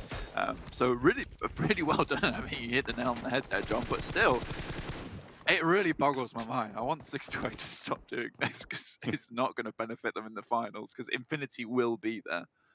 In general, I feel like it's more worth it to go to a compound that you know that Infinity are looking to rotate through or past to try and grab one of their players there at this stage. Because as we highlighted earlier, right, like they have lost so much time moving forwards. They're now behind everybody else. They've let Reject get ahead. They're behind Nova. They're behind Nick McGalaxy all the way in Pachinki as well. There's not a lot of time for them. And there's also something to be said of waiting to use a strategy until finals and maybe posting up here and there, but doing it every single game for 6-8 has allowed this to happen. And funnily enough, it's like you are encouraging growth within a team because you're like, well, if we want to get past the bridge, we need to get better at bridge crossings. And the Infinity now have it pretty much down to a pat. So if 6-8 ever want to do this in the finals, it's probably not going to work out anymore. Ooh. They are being hounded right now as well. Infinity, they finally managed to win this bridge fight and they are out for blood. They've paid the price too many times to let this one lie. Newsy over the top, Logan as well, and trapped in the L-bend there in the corner. They're just being burnt from one end and they're being smoked out into danger all around. One player now standing, just Sunan, and that nade should do the trick. One spray down, but it's going to be all too easy nade to put the final nail in the coffin for 6-8, and they'll be thinking twice about going for that bridge camp again. Yeah, I mean, Sunan was choking on smokes and grenades at the end there, so I don't think he was long for this world regardless of what happened. Let's take a quick look at the circle. Oh, yes, thank you very much, observers. Sends it over to Pachinki. This is where a lot of the action has been occurring, actually. You've got Enigma Galaxy, Reject on the western side. You got Nova playing a four-man, well, 2-2 split at the moment between either side of the northwest of Pachinki. But there's a lot of players around here. Now, I don't think it's 100% certain to drop down towards Pachinki, John, but there's I think probably at least half of the players in the lobby down towards the southeast side. So if we get a northwest circle and FaZe can continue to hold on to Everest, they've done it before and they've done it fairly nicely before. It could be a good game for FaZe. Hopefully. Well, I mean, James is certainly hoping so. Predicting them on the desk. It's fair enough. Stalwart They're rooting for them as well. Potato Hill taken. Next circle about to pop flank. We'll see where that's going to shift us. It will be really important because, you know, we'll either have a very scrappy game up towards the northwest, or we'll have... oh, there we go. Yeah, there's your scrappy game for you. And I like this from FaZe, though, because they've got a 2-2 split on top of the mountain on Everest, as well as the beautiful compound just down towards the southeast of it. So they're holding multiple positions, ready for anything. I would say that moving down to that compound now, if you're the guys on top of Everest, might be a wise idea, considering you've got Cryptics as well as MS Chumburi vying for position on Everest. Just leave them to it. Take something safer in this situation. Xavier moving across, trying to cover ground, and actually fairly successfully. Through a very treacherous part of the map as well. I feel like there might be a little bit of a traffic jam here in Ruins, though, Blank. I mean, Denmark Gaming just moved up to this line. With Danwon Gaming heading into this area, again, there's a load of trees around here, so there is ability to kind of go unnoticed with the ruins that are available as well. There's a lot of sneaky areas. It's the getting in which is the difficult part. I like Stalwart's rotation here, heading all the way up to the north side of Rozhok, and they're going to come in towards Box Compound. They will encounter Rico Infinity Team on the way. Genesis Dogma, not having the best of days today. I think their fight between them and FaZe was phenomenal earlier on in Erangel, where it was basically Sitar and Daybot. So, you know, you still have those glimmers of ridiculous excellence from this team. But again, just the point scoring hasn't been up there. I think that Erangel is definitely their place to do it. I'm just a bit curious of what's going on. Bigatron moving into a compound held by two of the Reject players right now. There's a little bit of a split for Reject, and they can come for the regroup, and in fact they will. The first knock goes their way. Luxy on the ridge line. Actually not managed to get their first knock, sorry. I thought that was going down, but there we go. Only Zuxi to fall. Reiji still alive. 3 players on the forefront, and Reject actually leaving someone in the back as well. They don't even want to put all of their eggs into this basket. A nade in through the window, not going to quite land. It's a little bit further behind there, but that one will certainly do the job. Yuhai very low. Yeah, he takes Zuxi down, send another one through. You know the general location because he will have seen the hit marker on that. Luxy coming through on the backside. I think for Bigatron, Reject right now kind of are their kryptonites. It's a bit awkward. It's a nice Molotov from Yuhai Boy, which opens things up, and with Luxy trying to go for that flank on the right-hand side, you can see him there. There might be a possibility. I think it's now down to Duello and Divine, and Sara really needs to get his butt over here because things are not going well. Need to regroup. Sara actually now into the fray, but Yuhai spotted it. What a switch up there. As the nade from Luxy as well, just pushing onto that tree. 2 players from Reject now standing in this compound. 3 alive for Bigatron. As Luxy moves forward around the side of the hay bales. Takes a little bit of damage, and there's another player up for the fight, but not going to be able to make it happen. Only a sliver of HP, and Divine's on the swivel as well. Spraying in through the window, but finally gets dispatched there. As the spray around the side, not going to quite land for him. Yuhai gets the final deal, and will be able to trump it on out against Reject. That was a great deal as well. No handshakes involved, though, because all of your poor guys on Reject were eliminated in that situation. I think now this really is a FaZe game. Rico Infinity are looking to pass by their compound and perhaps move into it, in fact. But they're being cautious about it. I think for FaZe, though, they are so good when it comes to holding circles that they own. They're very patient, I'd say. They never push anything that they don't have to, and more a case it's kind of that rising tide that slowly but surely will become a monstrous force towards the end of the game. And I like that from FaZe. So I think that there is a lot of teams that try to go for flashy plays, but FaZe is more just along the lines of let's make it happen even if it takes a while. Stalwart's long sling rotation. Moves up to the top of Everest against MS Chumburi. 2 of them get sat down, but Scry's in for the long haul there. Pika now last standing, though, as backup comes through. 2 players standing now for MS Chumburi. And the regroup for Stalwart. Jasper coming on in. This is a good movement from MS Chumburi. The question is, how fast can Stalwart get back together? How fast can those pieces be picked up? And it looks like MS Chumburi gonna save one of their players there. Top getting healed on out. Scry gonna get naded out here. They know these positions with the regroup from Jasper. That position was spotted out, and the nade is good and long, and it will find the damage. Damn, that's so sad. They're actually getting the res through onto action.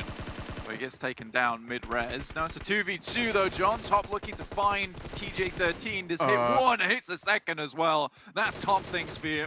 Stalwart relying now on top their front man with the M4 in hand, looking for the spray, gets it done, and the backup for the backline from Pika, excellently found. Beautiful stuff from Stalwart to stay alive, but they are down to 2 blank on a tricky descent towards FaZe. And it's so curious, like, I think that they weren't sure that MSC were going to be up in that position. And I think when you look at that fight, objectively, Stalwart looks so much the better team. Their ability to make plays, Scry's just peeking up above and then peeking back down again. Mechanically, these guys are incredibly gifted. And I think that might just been the case because they made that Rozhok push. They had absolutely no information on this circle, so they just get caught in a trap. Obviously, we didn't see the context throughout that fight, but that fight does make, surprisingly, Stalwart look really strong despite losing 2 players. Deadeye's guys pushing up to the 4 rivals now. The blue zone at their back, so they need to make this push work, Blank. Trying to swing out wide, but it's a really rocky uphill battle there. Not quite landing that nade in through the window either. There was the smoke just to cut off those sight lines. They continue to move through the bobble nade field. That one went right through the top. It went right through the top there. No, I mean, interestingly enough, they've managed to get in. 4th zone, though, will tick very hard. I think on top's just going to go down immediately. Yeah, Pambura hits it. Turulov not quite going to be able to escape the sight lines, but actually Rico Infinity team starting to come into this one could prove tricky for 4 rivals who have lost 2 around the edge there, and Deadeye's guys doing work against this squad on the whole. Northeastern side, a hotbed of action right now as they manage to wrest control of the church back. 2 players alive for them. Sending for the hills, spray. This is an open side buggy, and the 4 rivals get dispatched. Blank, that didn't go the way I thought it would. Rico Infinity team now on the guard. I think Rico Infinity is just a very, very quick push from them and a very intelligent one as well. By all rights, 4 rivals should have won that fight versus the guys from Deadeye's guys. But the thing is, Rico Infinity just caused problems. Satar tries to get out of the way of that grenade. It's very close to him and just throws him over the top just to give him a little bit of space to breathe. A little bit of a sitter there. Marshall also suppressing the ridgeline from across the way, the foothills of Everest. Needing to be descended from now. FaZe are going to have to leave their compound as the circle shifts out to the east. Infinity trying to strike out that way as well, but they're being cut down as they move. At the moment, DXAver and Bigatron and Damwon Kia as well on the eastern side looking pretty solid, but Nova slap bang in the middle. Cryptic's just getting torn apart as they come through, looking like paper mache. FaZe, though, do lose a couple. MR5 goes low, Lazy Boy down, and now just El Chapo remains. Most likely you'll pick up Tony K here. You want to confirm this fight. Getting as many as players back up as possible for FaZe is practically imperative at this point in time with the push they have to make. It does leave it a little bit open, but with Cryptics out on the roadside like that, I don't think that they'll be playing in this Erangel for much longer. The Infinity eliminated Logan, the last player, taken down now. 6 limbs already for Bigatron on the south side, and they're moving up to this crate in the center of the map as well. Getting a lot of position. Cryptics eliminated now to boot. And with 7 teams remaining. Nova's really been pushing it today. I think that might be a product of that 1v3 they got done against them by Appy from 4 rivals in that first game, purely because they are kind of trying to push it as hard as they can, and it kind of puts them into these awkward scenarios sometimes. I'm okay with it considering Nova's been such a quiet team throughout this entire tournament, just getting points where they can, and finally they're trying to control these zones. I'm okay with it as long as we continue to see these improvements. Goodness me, just popped out of the vehicle there. Enigma Galaxy with 4. There's an awkward push now, like I said, for FaZe to get down from there. Everyone's looking at your position, but you got to be careful if you're Enigma taking these open fights. And Bigatron capitalized really very nicely. Allow FaZe to get back up, sure, but now they're both sort of locked and slowed on that northwestern edge. So it's good news for Bigatron, who have a very wide split as the next circle shifts almost entirely onto them. I mean, for Bigatron, yes, with 3 players and Liquid in the mix, maybe there's a chance here. I think that they're likely going to be the last people that anyone has to fight. So they have a lot of time to just chill in this location. DXavier, I think, surprisingly gone down to 2 players. They were one of the only teams with 4 towards the beginning of this one. Down 1, Enigma Galaxy Nova still sitting pretty with all their members on board. The M24. The crosshairs on the ridge line, sends a shot in, but it's not going to land. Rico Infinity team lose their last player as FaZe keep on pushing.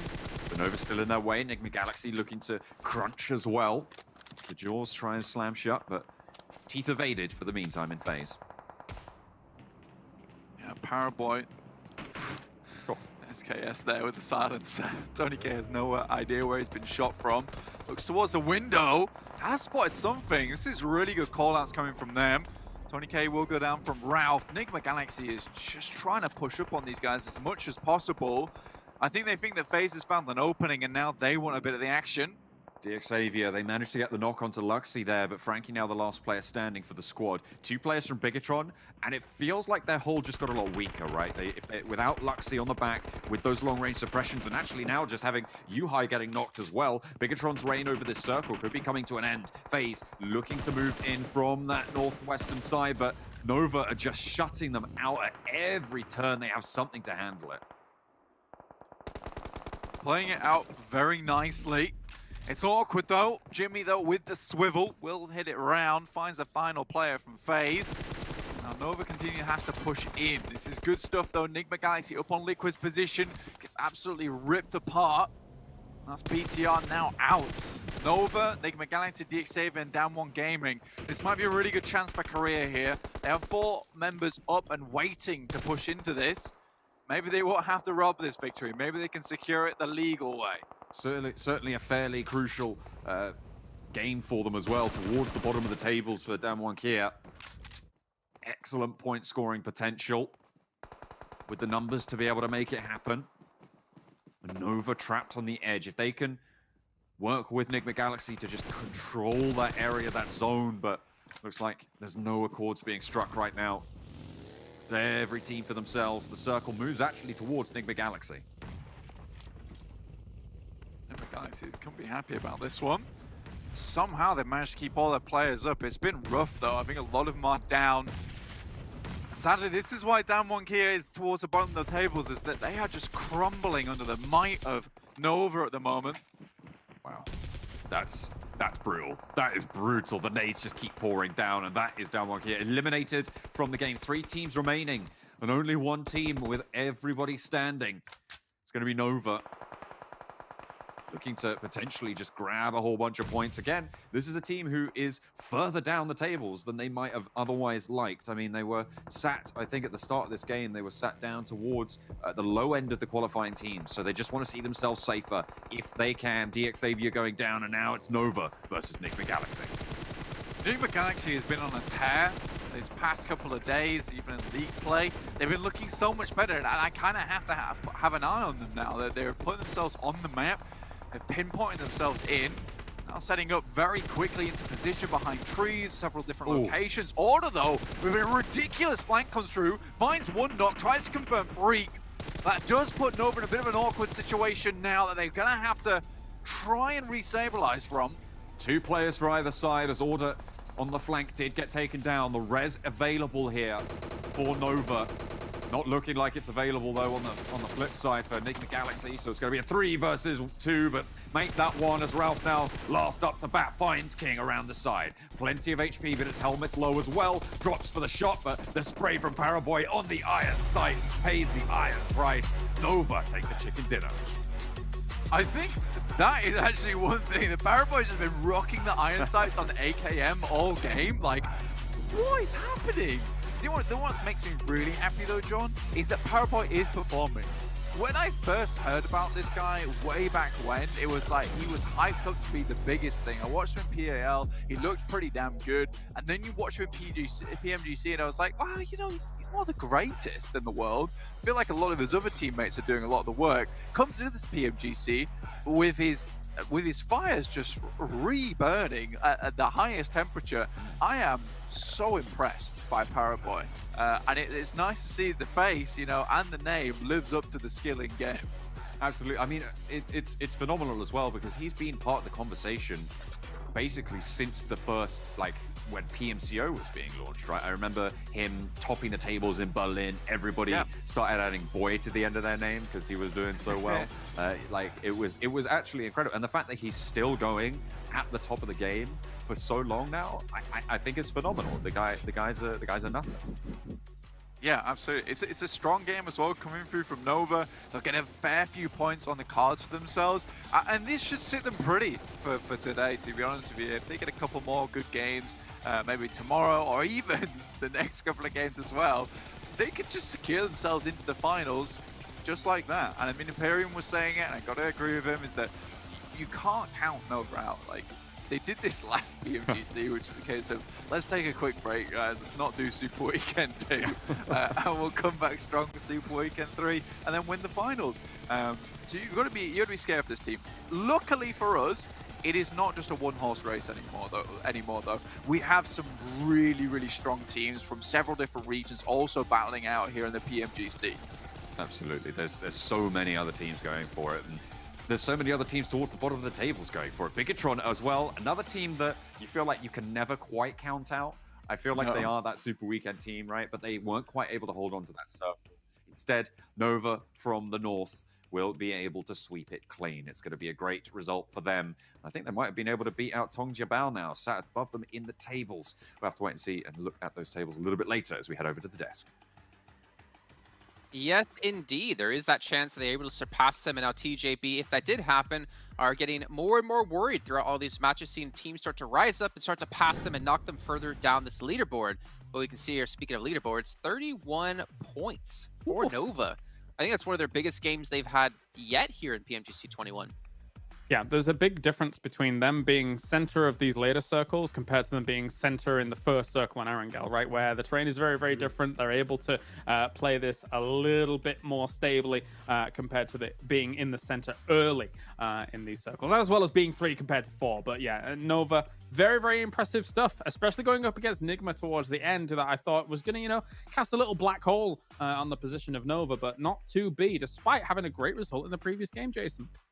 Yeah, good result in the last game. Unfortunately, our pick here, Tarzan, didn't do as well as Claris's. We only got 5 points with Stalwart Esports, but to be fair, FaZe Clan didn't really finish off, and it seems like your prediction just a little bit delayed, Claris, since you had Nova in the last match. But Paraboy.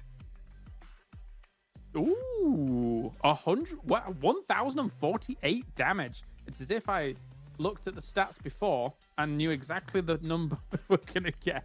I mean, it's Paraboy. Yeah, the crazy thing is that the fact that he can do these numbers in a game where he's controlling things is cool, but he can still do these numbers in games where they're not controlling things. So yes, very rounded player. I mean, this game is interesting in the sense that not every team get this type of finish when they get a center position, right? Around Erangel, around phases 4 and 5, they were that team who understood the spot that they were at, and they expanded control and made sure they took what they could. And that is a really, really important area of skill. We see teams sometimes being given, some grounds, but they didn't know how to work with. And I think that game, when it comes to a given landscape, is about that decision. How much ground do you want to control, and how do we do that? Obviously, Nova ran away with that one. Yeah, we can see here they have passed TJB, so they're in 12th place, and TJB have fallen to 13th with 163 points. Cryptic still on hot pursuit at 158, and then Deadeye's guys were on 16 points so far total in the Super Weekend at 138. So I think we're really honest with ourselves. 100% sure TJB won't make it into the finals at this rate. Yeah, there was a slight moment of hesitation for me to say that at the very beginning of the day, but considering the teams that are just below them, considering the difference that's there, yeah, I think we're guaranteed, Jason, to be seeing TJB falling out here, which is unfortunate for them. They came in hot to the tournament, but right now it's going to take an absolute miracle. Yeah, and unfortunate, they took the very first chicken dinner of the entire event. Yeah. And speaking of taking things, you guys can get yourself a permanent reward if you're watching in the Esports Center. You're watching here over on YouTube. There's also a rewards button. You can click actually below the stream here to get even more points to build up towards unlocking one of these permanent items. And not to mention, after the 21st, we're going to have the second box available for you guys starting on the 22nd through January 10th, where you can get even more things and plus some special rewards. Maybe one of those rewards will be Tarzan telling us one of the things that he collects. Oh. God, like I still haven't got an answer. I feel like it's just broken memories of my past. That sounds extremely sad, but I need to. I don't know. Like I don't even know. Yeah, I'll come back with an answer for that. I've still got 2 more days, so through the Super Weekend, we'll find an answer. Well, we got some bad news for you, Tarzan, because you have yet to answer that question. You've been removed off the next 2 days of shows, and it's just going to be Big Claris, because we don't want to bring Maxman either. And every day I can bring up another thing that I collect, because I collect so many things, Jason, so we'll be fine. Yeah. Okay, well, here's a viewer thought for you guys. Which team will perform the best on Sanhok, and why is it Infinity? Because let's be honest, it's always Infinity, it seems to be, when it comes to Sanhok. Let us know your thoughts in chat, obviously. And I did see a Mr. Shah, S-H-A-H, agreeing with me about how he collects dust as well. But to be fair, I mean, hopefully it's the same case that you're just not home enough to clean the place rather than you just let dust collect in your place, because that's not good for you or your lungs.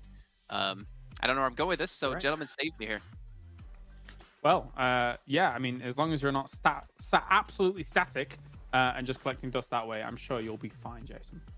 Okay, well, ladies and gentlemen, I'm going to sit static this entire time while we're into break, but when we do come back, we have Sanhok coming up for you, and you're not going to want to miss it.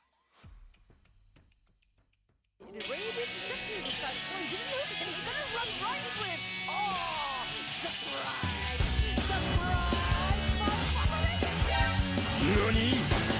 お前はもう死んでいる。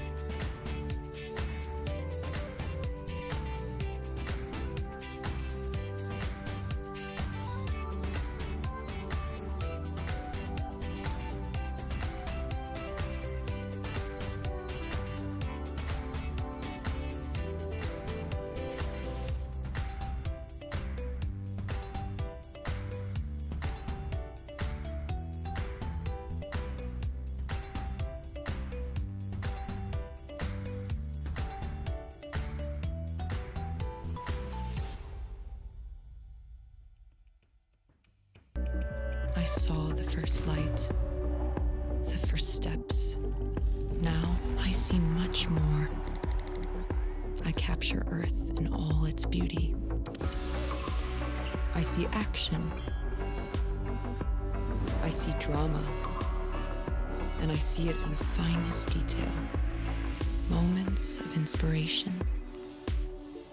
And the first steps. I am the 1+9. We are back, everyone. It is our 4th match. The day is flying through, and we're about to fly in onto Sanhok here in just a few moments' time, where Claris has gotten the prediction down to a T. He has foreseen the future. He knows exactly who's going to win this match. And he also confirmed that if he is wrong, because he's that confident, he's going to give away every single card he has. I'm not going to mention what card it is, because it's just any card. It could be his bank card, it could be his credit card, it could be collectible cards. Who knows? It's just any card at all will be taken from him and putting it into my bank account. Sanhok coming up next, guys, and Sanhok typically has always generally gone the way of Infinity in terms of how well they perform, but we have started to see some teams step up, like we mentioned with Nova today, that we've seen a little bit quiet in the past. If you're referring to those cards, Jason, you're going to need a forklift truck to get the amount of them that's out of my house, because there's way too many. But Sanhok, yeah, now on the cards. And I think overall, it's going to be interesting to see how this lobby matches up against one another. Obviously, that first circle is super important because of how Trifecta and the rivers intersecting these islands really does matter. And Nova, right now, looking very spicy, along with Order as well as Powerboy. Yeah, Order's I think been it's pretty important. consistent. Very good. Order's been so key. Like, I think the way that he was playing in relation to his team, he's just controlled the pocket on his own and passed on the info. I mean, I watched some of the VODs before. That seems to be his role, and just constantly putting out damage. But Sanhok, guys, we have not had that since last Sunday. So that will be a very interesting game, I think, especially with the adjustments that we are seeing based on teams not in the lobby as well. That's what we saw on Miramar, so it may happen again in the jungles. Okay, I mean, I'm kind of hoping for something like that to happen, but I'm also hoping for Damwon to have a good game. If I'm not mistaken, Sung was the one that won Sanhok for them with that like 1v2 at the end, just sneaking his way through towards that final zone. It's one of the battlegrounds where you can prevail by being a bit more sneaky sometimes. Of course, you've just got to stay away from those scary spots like those third parties that come along. But there have been instances where if you're just chilling, if you're being a sneaky snake, you can get yourself all the way to the very end. So let's see if that goes. And I think for some teams, especially when you're down towards like the bottom of the leaderboards and you're trying to qualify through into the Super Weekend, Xavier, Damwon, Bigatron, even FaZe right now, they have surpassed, if I'm not mistaken, BTR into 16 plays, if I can read this correctly. Yeah. I feel like you almost have to play extremely safe here just to have a chance to get some points. Like if you're in those bottom echelons of the leaderboards, you need to get every point possible, because we've already had, what, 2 tiebreakers out of the 3 weeks determine which teams get into the Super Weekend. I almost feel like there's a guarantee it's going to come down to like 1 or 2 points for the grand finals, or for the finals, I should say. Yeah, the thing is with this map as well, is to define playing safe is really weird. You almost have to look into med strat, and those 1 or 2 points may be the difference of 1 and 2 first aid. And then you do have to ask, when will teams pull out a particular card and play it? Nigma Galaxy, I want to talk about them because of the momentum that they have. You want to believe that they do not lean towards heal strat as much and almost being a little bit more bold and controlling from where they rotate from. So like that is one thing that I'll look out for sure. I'm trying to remember. Last week we didn't have Xavier playing, so Paradise was just kind of open. I think it was Rico Infinity team, if I'm not mistaken. Yeah. They would butt heads consistently there. I'm kind of wondering, has Xavier said, okay, well, again, we can't really afford to go out early. We need to be building up points. So I'm assuming they might just actually ditch that location overall just to avoid Rico Infinity. And there's some decent trash loots around Paradise Resort that give you still the same rotation path. So maybe that could be an answer. Okay, predictions. Tarzan, you went first last time. So Kalaris, you go first this time. All right, it's time for 4 rivals to finally get a win. I'm even going to predict the circle. We're going to be on the southwest island for these guys, and they're finally going to get that win. This is going to be the Kalaris blessing coming back to form. Well, if you're so confident, let's get a prediction in how many eliminations they get. Let me write this down. 13. 13. 1, 3. All right, Tarzan. FaZe Clan with the momentum and the boot camp dynamics, they used to hot drop alongside Stoa Esports, but they are the better looking team right now. So with their early setup to surround and maybe pinch boot camp, I feel like that could be the way that they start this game well. How many elims? Don't do 12. This every time. 12. Okay. I'm going Infinity, actually, because why would I go Infinity? They've done well for me today, and they do well in Sanhok, and I'm going to give you eliminations of 9. 9 eliminations. 9. Let's hear it to our commentators. Those are going to hop into Sanhok right here, right now. It's John Allen and Blank. Oh, yes, 9. 9. Thank you very much, Jason. Yes, very good. Yeah, Jason, the master predictor on the desk. Yeah. I think that 12 is a lot of eliminations for Sanhok. I think 9's a lot of eliminations for Sanhok, honestly. That's true. I haven't run the numbers on the average. Run them now. I will. Bring it up, Jamie. If you want to give me some time, I'll see what the average. I will talk about the circle. Do it now. Okay, all right. Do it now. I'm going to do the circle. Okay, so I'm going to do the circle right now. You can do that. So looking at the circle, because I'm doing the circle now, this is actually up towards the northwest, so not the southwest, unfortunately, for James. To be fair, though, I don't know how you predict something like that. it's a guess at the end of the day. But I'm going to do a prediction anyway, just to go on top of the board. We are actually having a fight between 628 and Deadeye's guys. Currently, Yu Yang going down to Turtle of Sir. I'm doing the play-by-play now, whilst John does the old stats. You know what? There's too many. There's too many. I don't know if Imperium's listening. I know he's got all this. Did you stats fail? recorded. Look, there's a lot going on right now, and I need to pay attention because Bigatron's in a fight for Painan with Nova, blank, and that I feel like that's more important. I don't know if one of the guys is in the more bank important. can run the stats on the average number of kills that you get when you win on Sanhok. Yeah, bring it up, Jamie. That's what we're looking Bring it for. But we're going to be looking for Bigatron to hold out on this Painan drop right now. Paradise Resort drop went the way of Rico Infinity. There's a lot of scrapping going over on the northwestern island. Blank, it's all popping off early here on Sanhok. Yeah, it's popping off in major ways. 628 take a knock and a flush over towards that northwest island. We're not even over there, guys. We're over towards the northeast, boys. Over to the northeast. What are you doing? It's not time to fight. Now, MSC are chiming on up there. 628 are like in a really, really tricky spot over there now. So I'm not sure what they can do.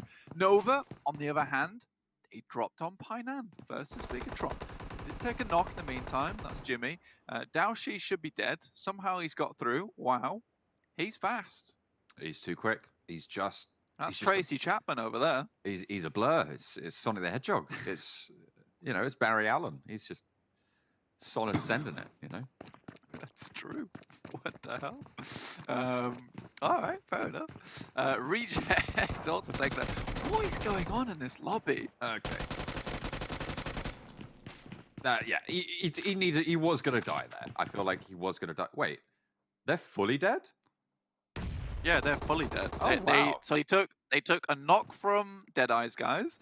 They took a knock from MS Chumbury. They took a knock from 4 Rivals, and then I'm not sure where the other knock came from. So I can't give you information on that. I think it was that last but they are one, dead. I don't know. Sure. Well, Megatron looking to be a little bit more lucky, but unfortunately for them, Nova are on form today, blank, and Zuxi goes down on the wall here. Close to the river of Painan. Yeah. Somehow they got Imperium's personal trainer to teach them proper form. Now they're really running with it. They're looking good. They're looking really, really good, John. Ooh, fair enough. Reject over the way, though, might be looking out. And I think there was actually a knock towards Reject. Coming through on those hillsides. So Nova do need to be a little bit careful here. Paraboy, probably the most at risk. A vault up is not going to go well for King, but he slides straight back on down. As Liquid rebuffs the Horde. For the time being, Liquid, Luxy, and Yuhai now. Last standing for Bigatron. Yep. I'm not scaring that witch now. Oh boy. I won't say that left side. No. Was on the right side. It's difficult from different perspectives. It's on the right side now.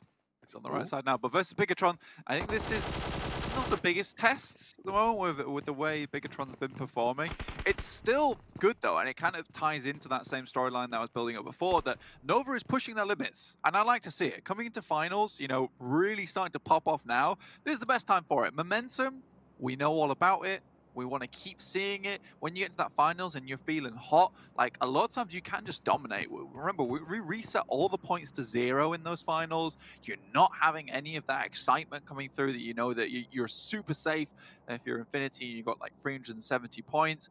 Here, when you get the finals, none of that matters anymore. It's all about who is the best in that moment over those 4 days.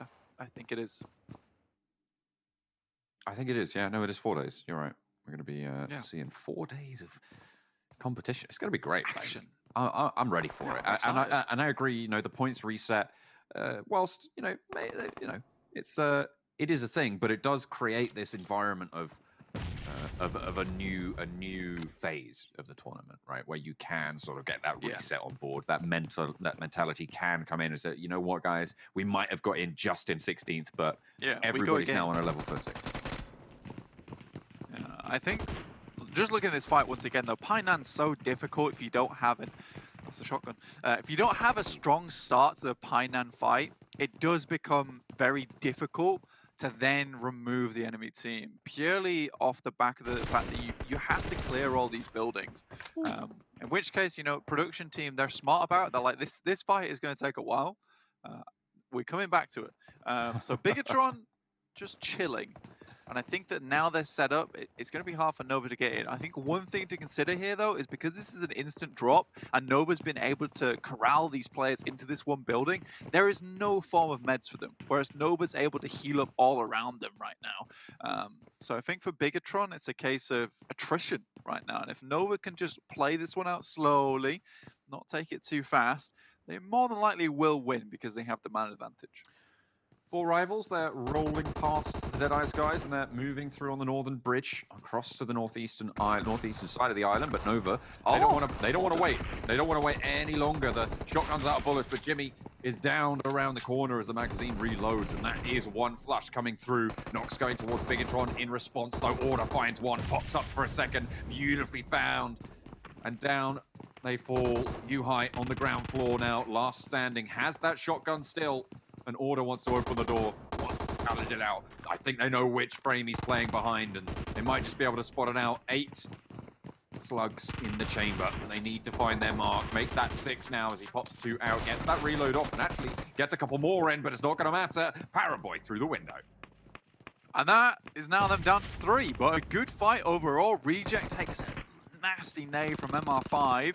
Another one in hand for him. Tries to throw out the window, looking for Dweller next.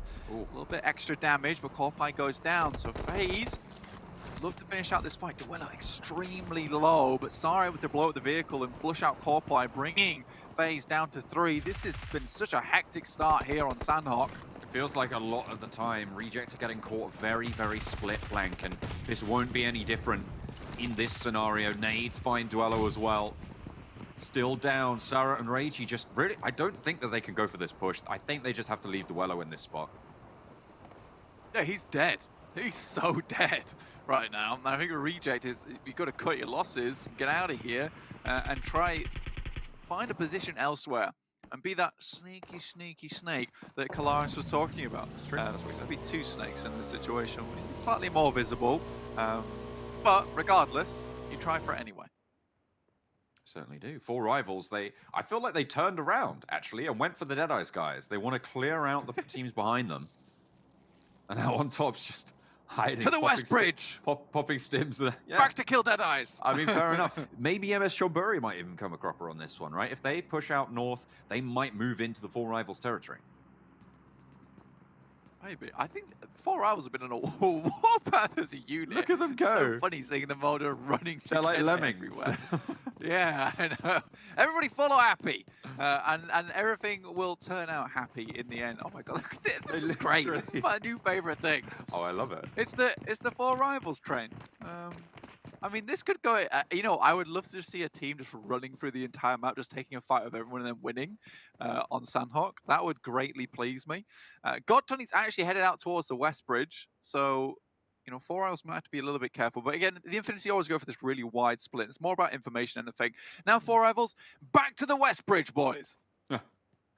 I feel like Gotani's information gathering here, right? He knows no teams are really going to push up towards him. There might be a boat landing there, but he could probably hide past that because they're going to be sending towards Tapmok. So it's great information for the Infinity, who have most of the northern side under their control, really. Yeah, I mean, they'll be okay for the time being. DXavier, you know, let's just quickly talk about what the guys on the desk were mentioning. They challenged Recon Infinity Team a fair few times from Tapmok down to Paradise Resort, but Recon Infinity Team, you can see them right there, set up very early now on the rooftops for information.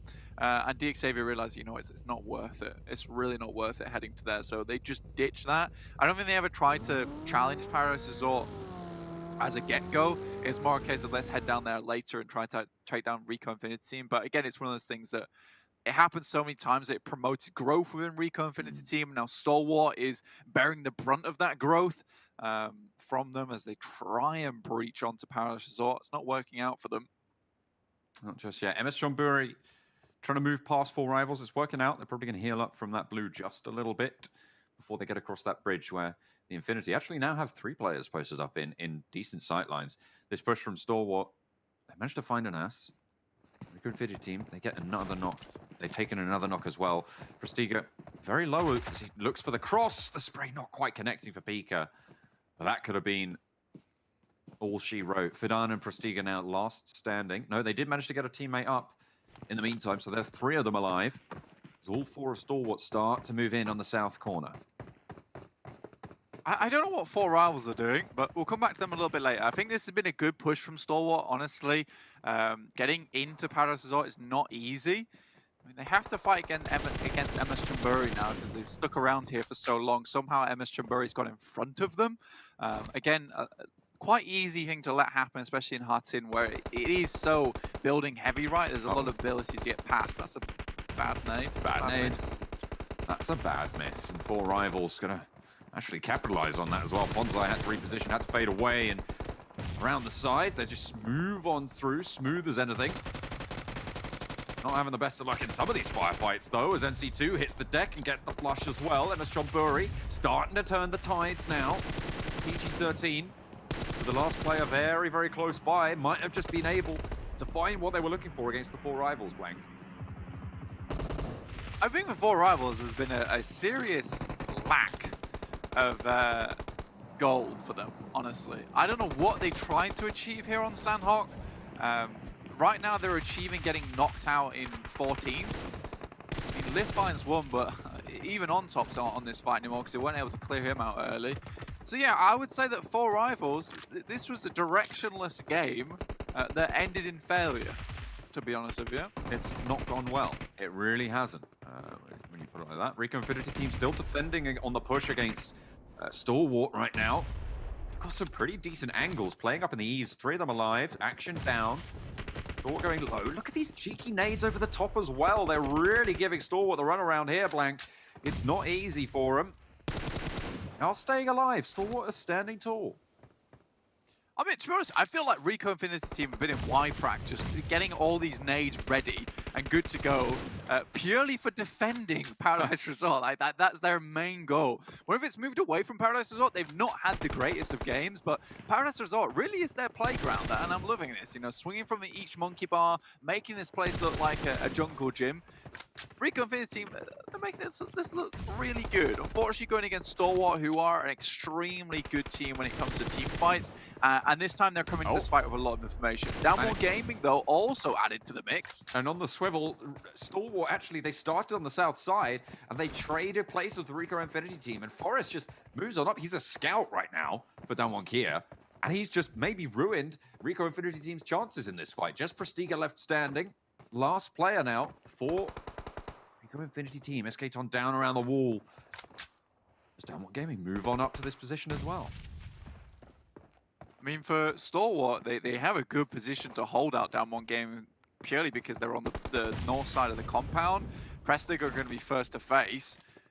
Does get taken down. That's Rico Infinity team out. So Stalwart able to do what DXavier have failed so many times in the past to achieve, which is to wrest control of Paradise Resort from the hands of Rico Infinity team. And put it this way, you know, Rico Infinity team, they were white-knuckled with the grip they had on Paradise Resort throughout the majority of this tournament. So a very, very big achievement indeed for Stalwart to be able to take this off.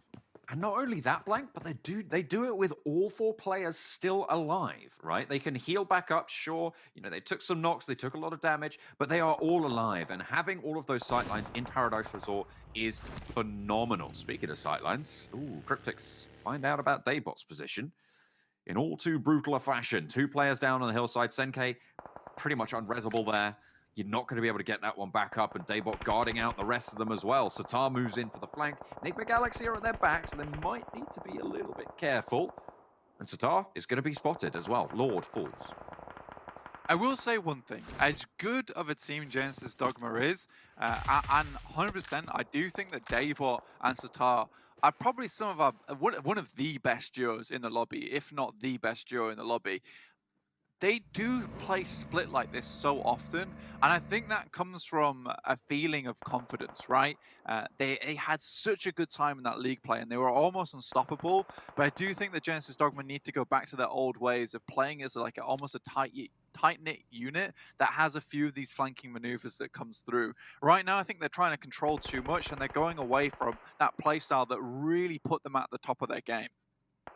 And comes Ralph and Amori. He's being cooked by Daybot, but he's been spotted, has to let launch, and the fire at the bottom of the stairs is going to force him to stay up there. They can just put nades in now, and they know Daybot's going down no matter what. You really can't do too much about it. Maybe try and get some retribution. Hope the nades go out the back, but Lazy Boy is still alive, and Amori gets broadsided. It's Nick Galaxy suffering heavily now around the side. Lazy Boy playing spoiler. Daybot still on trucking, and that fire's burnt out. He can start to heal up. Nick Galaxy not looking as strong as they once were on this ascent. Oh, the smoke comes down as well. I think Nick McGalaxy are like, we gotta get out of here, boys.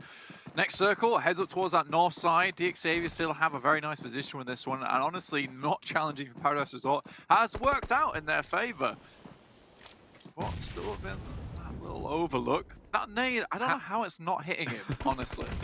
That one should do it. There we go. Okay, Yeah. Finally, a nonsense put to the end, but Booms, it was just a click too late, right? It was just a little bit too late to be able to find the shots. Please. Before that Let me nade. have some points. Took down his teammate, but Daybot gonna struggle to crawl down. I mean, sure, the two forward players have been taken down, but Lazy Boy's still there. There's also still two players from Enigma Galaxy alive and out in the blue with a pretty decent angle on this. Daybot maybe a little bit isolated in that crow's nest. Yeah, but look, this is much better from Genesis Dogma, and this is how they usually play, which is with someone in the backside, someone providing support, and one player playing Overlook and gathering that information. Having Daybot and Sitar go on these wild missions so many times, it just hasn't worked out for them so far, John. And I would like a return to normality, because normality makes me happy. Daybot is still alive. Sitar not so lucky, but they can get out of that. Cryptics lose another. Down to one. No limbs either. No more gaming. You get peppered down by MR5 there. I don't think that was taken away by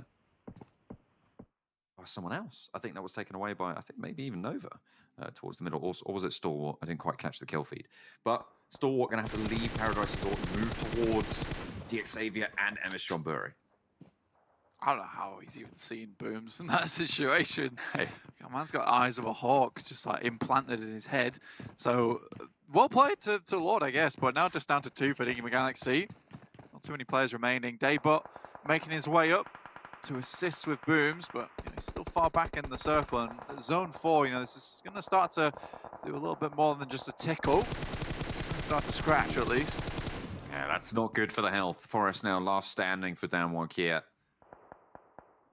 As FaZe looking to guard them on out southwest. The shift comes in southeast towards Nova, towards Reject. Infinity going to have to leave their compound, and everybody on that junction also going to have to make that dash. It's a difficult push for anyone on that northwest side as well, because there are these compounds in play, so people can be spotted out from locations that you might not be expecting, where someone just pops out a window. DXavier and MS Chamburi most likely going to have to finish their fight. Luckily for them, they did get Lamborghini and Duck out wide, but Duck's gone down, and so is Lamborghini now, which is awful stuff. This is so unfortunate. This is the problem with this kind of circle, with the compound still in play. There's so many unexpected avenues of aggression coming through from teams. You're more than likely going to go down just purely because teams are going to see you before you know they're even there. Speaking of that Stalwart, they're just getting crunched. I mean, they tried to make that dash. The movement through is so difficult. I think it's just Top now remaining. He's hiding out in his vehicle as well. Ordered looking to put the nades in. Actually gets a move on, so does shimmy on a little bit further, but the spray's not going to land. Okay. Pop gets away. How much further can he go, though? I just don't see him getting too much further into the circle. Maybe can bridge it out until maybe top 7, but that would be even asking for a little bit much there.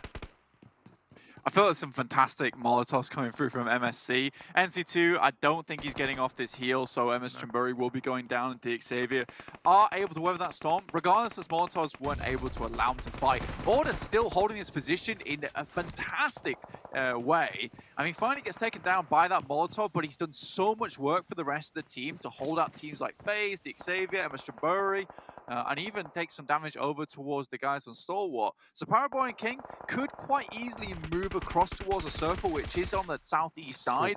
No one's in it, but Paraboy taking a knock will really hinder their progress. Let's take a look at the numbers real quick, Blank. There is one team with 4 players alive 5, and nobody else has more than 2. And out of the 8 teams remaining, only 3 of those have 2 players. The Infinity, sure, they're on the long side of the circle right now, but there's so many players starting to heal out in the blue, starting that heal strat, that push south is going to be a little bit easier for them. Okay, they've taken a knock, sure, now they're going to have to slow down a little bit, but I feel like this march could go well for them. Yeah, I think so too. I think for the Infinity, there is a possibility of them getting in. Coming from that north side, though, and taking shots down towards a lot of teams, it's a bit rough. They do have that big rock to play around, so it might be okay for the time being, but it's just a case of making sure they don't get caught out now, because any little player might be able to remove them, but Newsy pre-nays that. Goodness me. Honestly, this is what I wanted to see. I feel like Newsy was such a strong force on the Infinity towards the beginning of the tournament, fell off a little bit, but now he's back on form. Such presence of mind from the Infinity as they move down south. I think they've left Godtunny out in the blue to go for that heal strat and move 2 forwards. Getting those heals as well, probably a little bit lackluster for the forward 2 if they've dropped their meds over. And with 4 players, if they dropped all their meds to Godtunny, he's going to have quite a few left in the bag. But I think there might be one other team out in the blue somewhere. I think it's down 1. Yeah, I think down 1 still have a healer going. The rest of them all in this circle. Logan takes a lick there. Grenade again. Comes in from Tony, but it's better from Logan. He sends it right on back and FaZe eliminated. The Infinity are just so good with these throwables, honestly, and it's just a case of like throwing them where they expect players to be, and really, I don't know how you challenge that out. Booms goes down for Genesis Dogma, leaving 1 player, I believe it's Nickel, out in the blue.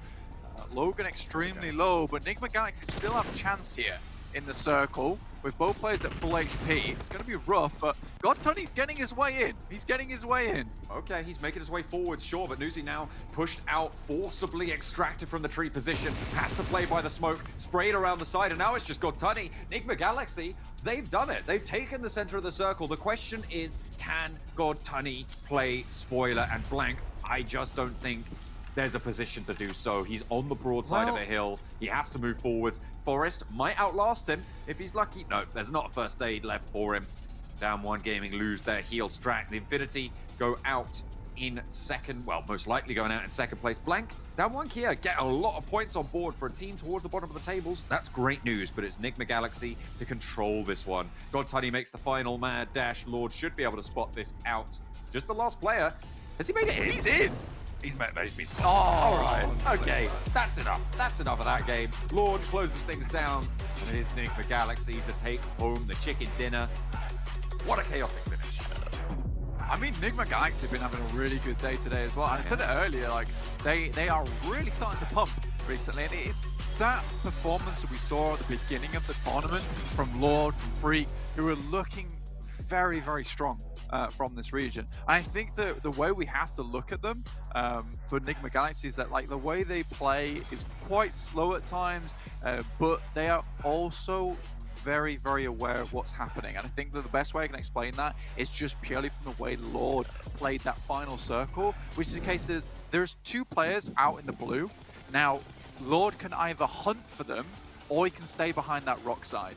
And I think that when he didn't get that final flush on the player from, I think it was Newsy, right? When he didn't get a flush on him, he knew there was 1 extra player from the Infinity. They can only come from that direction, so he stays behind the rock and just waits things out. And I think that's beautiful from Nigma Galaxy. It's just a case of being aware of everything that's happening in the circle and just playing it out slow. Nigma Galaxy, one of the best teams on Sanhok, without a doubt in my mind.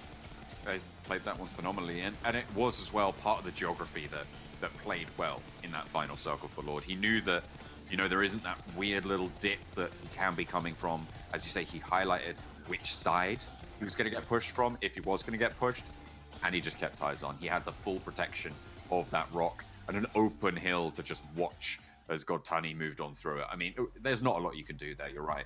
But fantastic performance coming through from Nigma Galaxy to close that one down. They've claimed the second to last chicken dinner of the day. Well, I was not exactly right, but I was damn close. Second place, Godtunny doing the God plays there, gets Infinity up to a second place finish. But Nigma Galaxy, again, as we're talking about before, had a really lackluster first super weekend, but ever since then, they've just been piling on the points. 23 here as they get the chicken dinner and the 8 eliminations. I guess I was technically closest as to the eliminations in total, though I was still wrong on the team.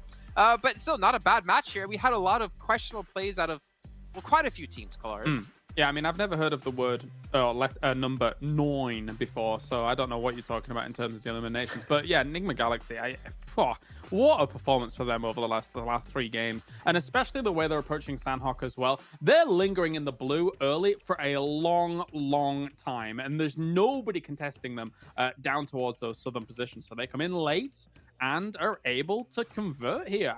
Very impressive. I think it's about choosing the correct edge to play as well. They were able to recover after losing 2 in that skirmish, and they were just smart in their aggression. When I said this before, when they know what grounds are in front of them and they get enough info, they know how to work with that. And right now, sitting at 81 points from 4 games, 2 chicken dinners out of 4 games, that is insane.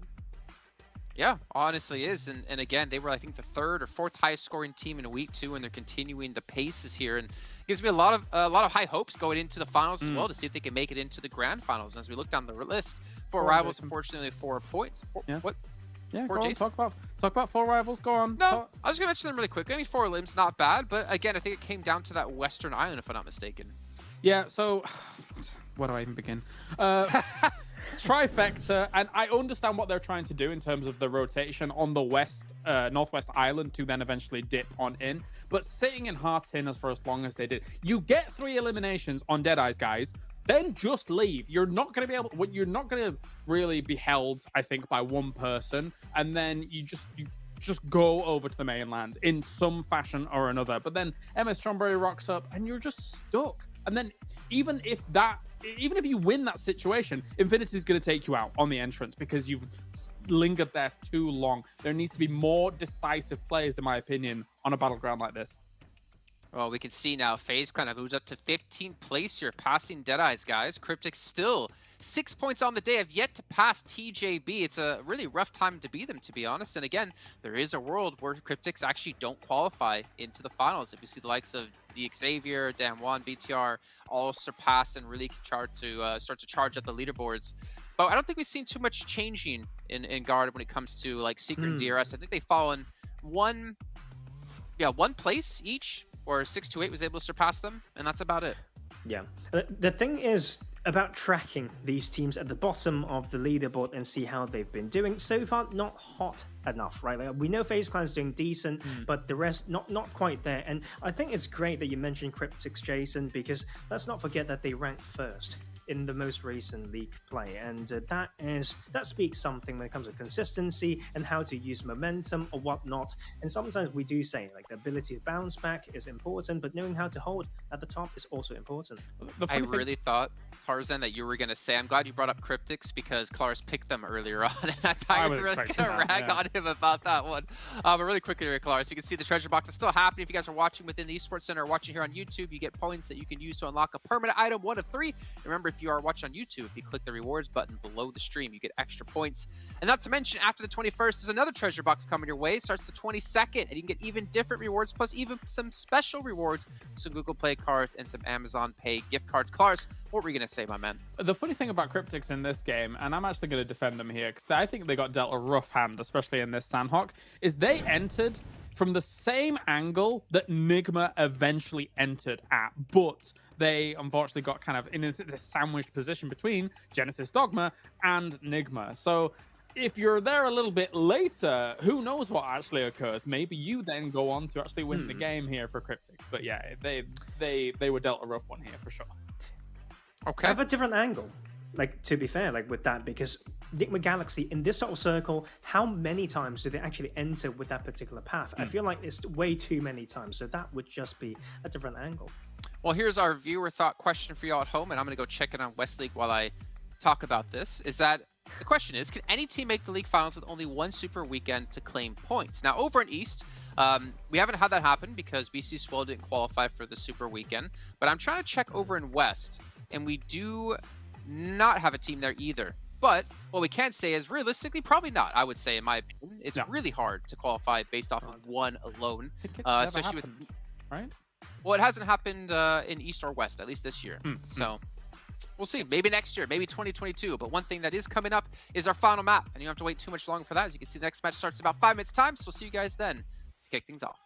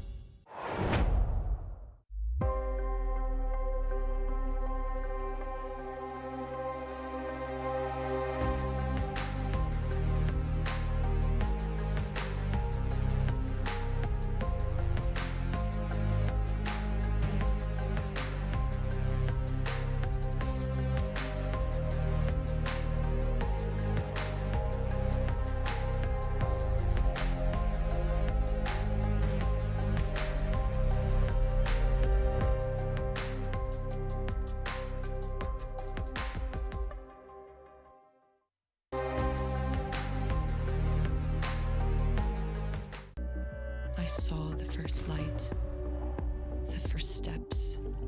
Now I see much more. I capture Earth in all its beauty. I see action. I see drama. And I see it in the finest detail. Moments of inspiration. And the first steps. I am the 1+9. Speaking of the 1+9, funny enough, they're actually the sponsor here at PMGC 2021, the East League and West League, with its flagship performance and immersive 120Hz display and hyper-touch technology made specifically for gamers. The 1+9 and 9 Pro, your best shot to climb the leaderboards. I like how you breathed in the exact same time I did, and it felt like you were breathing for me. Amazing. It was really weird. We had this really, that was weird. That was Amazing. odd. Don't do that again. That was, I don't know what to say. It was good. It's too good. It's creepy, is what he's trying to say. I knew he was going to do it. Creepy. I was ready for it, you know? Who would have thought that I have to breathe to survive? You know, that's a tough guess, I guess. But we are going to be heading to the final match we missed out on today. Is our last match of the day before we have 2 days left of Super Weekend. And at the end of Sunday, we'll know our 16 teams playing in the finals, where there's only 9 slots out of the 16 to get into the grand finals, to play with 6 teams from the West and 1 team invited from India. And of course, like always on the Super Weekends, we're going to end things off on Erangel. I don't think we've done our predictions yet, and I think we need to make sure to get them in as well, just to be extra cautious. Yeah, you know, I'm going to change things up as we tell production what our predictions will be. Okay, all right, okay, Kalaris. All right, that's a little bit of a stretch, but you know what? I like it. I've given up. you're pulling the Jason when it comes to predictions.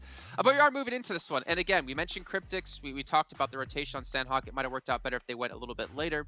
But the fact is, 5 points, or like 8 points on the day. I'm getting very worried that they might not even be able to qualify or hold their position.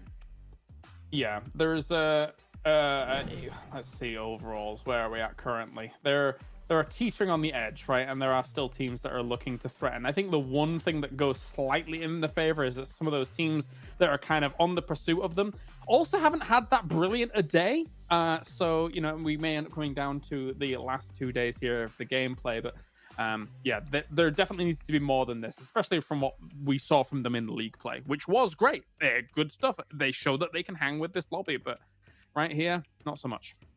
Let me ask you this question then, Claris, really quickly. Actually, you know what? I want to ask you, Tarzan. I'm going to ask you, okay? Because this whole skit has already been, the shtick has been stolen away by Imperium earlier on, Claris. So now we'll have Tarzan do it. Oh, good. Yeah. Is Deadeye's Guys a 15th place team? Yes, they are. Oh, jeez, okay. Oh, you're supposed to say no and like give your reasonings, but you went straight in. Okay, explain. I didn't really know why. Like, I actually don't have a reason. It's just like this is almost the first time that I've gone with just a gut feeling. I don't actually know why, but we for sure know they are still struggling. There's no signs of improvement or change almost, and there's a different angle to like this Super Weekend as well. Say TJB is out, BC Star is definitely out, so you have to be better than 2 teams out of all the remaining teams. Like, if you think about it that way, it may make you feel like, wait, we should be able to do it. Okay, all right. I haven't seen you predict Cryptics, but maybe one day we'll see it. I mean, to be fair, the track record hasn't really been boding of us wanting to say they're going to win. But speaking of predictions, let's go into them. I'll start things off, and I'm going with the true and tried and tested team of the Infinity, who almost took home a chicken dinner in the last match, and obviously took one home earlier on today, where I finally looked smart for once. Kalaris, what about you? I thought you said you were mixing things up, but anyway, I'm going with Nigma Galaxy because I've given up in terms of my predictions. They've already won 2. If they get 3, fantastic. If they don't, they've still won the day anyway. Stalwart Esports from me. I feel like it's the first time that they didn't drop Novo from that game 3, so maybe A for effort when it comes to the change. Okay, well, it is time to head to our casters to kick off this final match of our first day of our final Super Weekend. It's John Allen and Blank once again. Oh, God, James looks such a happy chappy at the end there. He was grinning ear to ear. Oh, what I wouldn't give to be as happy as Kilaris towards the end there. We are getting into the last game of the day. It's Erangel, the plane all the way from Severny to Primorsk, Blank. Yes, all the way down from Severny to Primorsk. This is going to make things a little bit awkward, and I imagine Stalwart's going to drop towards Milter Power this time if they can get there. The entirety of the eastern side of the map is a bit awkward to get to, a bit tricky. You're going to see DXavier, Genesis Dogma dropping out early as well, trying to head over towards that side. Bigatron should be okay towards Farm, and 628 will be obviously dropped towards Primorsk. And please, please, please do not go challenge the Infinity. It's not going to work out for you, put it that way. Certainly didn't last time around. I wouldn't be too surprised to see Stalwart drop out towards that Lipovka-Milter split again, Blank. Depending when they go out, they might try and drop all the way to military. It all remains to be seen, but everyone is starting to take the tumble out the side of the plane. The Infinity is going to be dropping all the way over. I haven't spotted Stalwart. Okay, they're coming out late, so they're going to try and grab vehicles on Sosnoka and head to Novo by the field. Yeah. So I'm actually predicting 4 rivals for this game to win. Cool, cool. I think they can do it, 100%. If they can get that conga line running towards the center of the circle, it'll be fine. And this is what I was worried about. Genesis Dogma, as well as DXavier, crossing past. How does Rabbids not pick up that vehicle? It's literally right next to it. I mean, Daybot kind of deserved that. It was daylight robbery, taking that car from Rabbids, so... Frankly, that's okay. Oh, Genesis Dogma are having a bad time. They're in a nightmare. It's a bad day. It's a bad day. But DXavier, they're having a much better time of it, though, for DXavier. Able to pick up 2 defeats this early into the game, Blank. You've got to be happy, especially when you're down towards the bottom of the tables, right? They're in 18th right now, as they stand. And they definitely need all the points they can get. And, oh, having refrags sent their way is not ideal. What a long-range UMP spray with the red dot there. I love it. I love it. Yeah, so I was just like, stop fighting us. It's not going to work out for you in the end, all right? You've got your win. You've got 2 of us. Now take that, go off to the bookies, and then finish up there, okay? Look, it was an all right time for them. It started off well, and I think that they just need to stop now, right, okay? And just loot up, find a better position in the circle. Genesis Dogma, you can kill them later. It's fine. Get back later. It's all right. It's all right. Oh, dear. Oh, well. Stalwart managed to grab some vehicles. They're going to be starting to move over towards Novo. Still fairly late. The circle should be okay. Again, very, very central into this game. Not too much more drama in most other places on the map right now, Blank. I mean, everybody's fairly comfy in their spot at the moment. Rico Infinity team moving down south, I feel like might be the first spark of conflict, or Cryptics trying to cross the river. I feel like those 2 places are going to be the hotbeds for us. Yeah, I mean, to be fair to you, I would imagine that most of the teams wanted a bit of a calm down from that Sanhok, right? That Sanhok was literally just a mess. There was mags littered all over the floor. There was people just crawling around. I was trying to get them to go home, but they wouldn't. It was a nightmare. So I think for Erangel, I think that having a nice slow start here is okay, other than the old rundowns earlier on. But who doesn't love a good old rundown at the beginning of the game? Oh, that's true. That's true. Yeah, it's one of my favorite parts of the game, when things kick off with a little bit of action and then we can just relax, take that step back, take one of those Jason breaths, and recenter ourselves. I feel like Jason breaths are quite stressful. You know, it's almost as if like okay, I've got oxygen. Yeah, I'm all right. Yeah, exactly. It really did feel like he was on the precipice of death. Then, yeah, well, there you go. See, that's what you get. That's what you get. That's what you get for doing a Jason breath. Is it kills you? Simple as that. It's like This kills the man. There's the kiss of death, and then there's the Jason breath, and it's equally condemnatory. Yeah, but in game, it will not do that to you. It will only eliminate you. Happily. Oh, no fun. No fun. I'm sorry, but for you, death. Uh-oh. That's unfortunate. In-game eliminated. That's not what I was planning to do today. Yeah, it's okay. It's all right. Emma Shamburi. Oh, towards Yasnaya. This is our spot now. We hold the entirety of Yasnaya. No DRS around. Ooh, bliss. We've got the north and the south side. It's lovely, isn't it? Okay, I think for Emma Shamburi, it's almost weird for them because it must be like, what?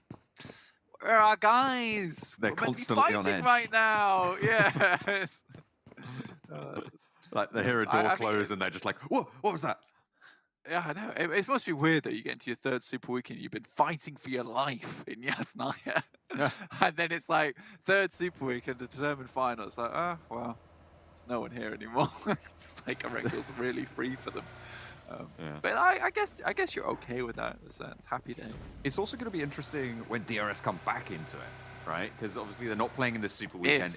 To be fair, if that's true, No, but I think that it probably come back feels in. pretty certain that they're going to be good to get in into this next one. If they do, though, coming back into that fight, it might mean that MS Shamburi are maybe a little bit lackadaisical on their approach if they let it slip. So they still do need to be a little bit wary, and they can't spread out too much and get used to that in the next couple of days. Yeah. Sorry, I was looking at the map feed and I looked back to the screen and it's just like a bottomless void that Buggy just fell into, and then we quickly switch away. I was like, whoa, what happened there? Right now, I think Nigma Galaxy is kind of the bottomless void because they are just sucking up all the points in this lobby. They're Jason breathing all the points. They are Jason breathing all the points. Basically, we have our very own Kirby in the lobby, which is fine. And we have a Kirby on the desk as well, apparently. But I mean, we had a point scoring, a little average come through from Mr. Imperium on the desk saying that they've hit a 20.25 average, which is pretty ridiculous. So that's 80 points so far today. In one day? That's a major poggers, I think. I think that's a major poggers. I will go out on a limb and call it now. Maybe Phenomenal. even Commander poggers, honestly. Ooh, yeah. I like that. That feels like the right promotion. Yeah, I think so too. We've promoted it now. But that was a really damn good day from Nigma Galaxy so far. And I would be happy to see them do well again. And with this kind of central circle, with their Pachinki start, there's probably potential for another big one. Good old biggin games. You love them. You'd love to see them. You're making fun of me. No, I love look, I'm as much of a fan as the colloquialism as the next guy, but like... Do you love biggins? Oh, dear. Oh, dear you. Well, you set yourself up for it, I'm sorry. We're going to have to fix it somehow. We'll be all right. We'll get Bob the Builder in. Reject down towards 628. 628 trying to hold the bridge again. Why? Yeah. You've got to wonder, but maybe, now, this time around, to be fair, Newsy hasn't got to the bridge early enough to spot this crossing, right? So if he does get shut down on this forward position, that's Infinity's foothold taken care of, right? Yeah. Which is sure. what really saw them safe last time. Mm-hmm. I still think it's going to go back. Okay, all right. Yeah. I don't know. I feel, again, like it's one of these central circles, like 628. Just go take like Gatka fields, go pick up some loot up there, possibly try and find yourself position. Like, there's no reason to be here. You could even have seen yourself over Severny and like over to the top side and found a wizard compound up there if you're 628. At the moment, it's such lazy rotations, in my opinion. Like, from Primorsk to Western Bridge, like ridiculously predictable at this point. I'll tell you tomorrow. Okay. First game of Erangel, 628 is going to bridge go. Okay, fair enough. We'll have to have a look. But look at this, Infinity starting to move. The shift comes down south, and immediately see those those steering wheel icons pop on everyone. Everyone starts to get a move on. Getting that shifty going. Nova, they got caught on the tent. Goodness me, that tent is sturdy. I feel like if you're camping in that, you're not going anywhere. Yeah, whoever put that tent up, they had no arguments between one another. They And that did tent was DOV. up in 5 minutes. Yeah, they were good. They were great. 4 rivals though. You know my prediction. It's one not going their way. It's fine. It's fine. Just you wait. They're gonna win versus Nova. All right, Hamilton, I will wait. We are going to be going around the side for Nova. And they're backed up into the shack for now. Can't really get this res right now for 4 rivals. But the Nates keep on suppressing. Nova not quite committing. Paraboy moving on forwards. Order falls, and Nova struggling to get to the wall side now. Just Paraboy on this close push. King has to come in for the backup. That is a nade and a half, but luckily the drop down comes through. Pemburu looks for the challenge, but there's spray from 2 angles to deal with. Paraboy knocked, and another one to fall. Nova rebuffed on the push. 4 rivals with a sliver of HP are staying alive here, but they do stay alive nonetheless. See, I told you, Jonathan, just you wait, because I don't think you realize, but this is the room where it happens. And this is also the room where we begin the chicken dinner journey.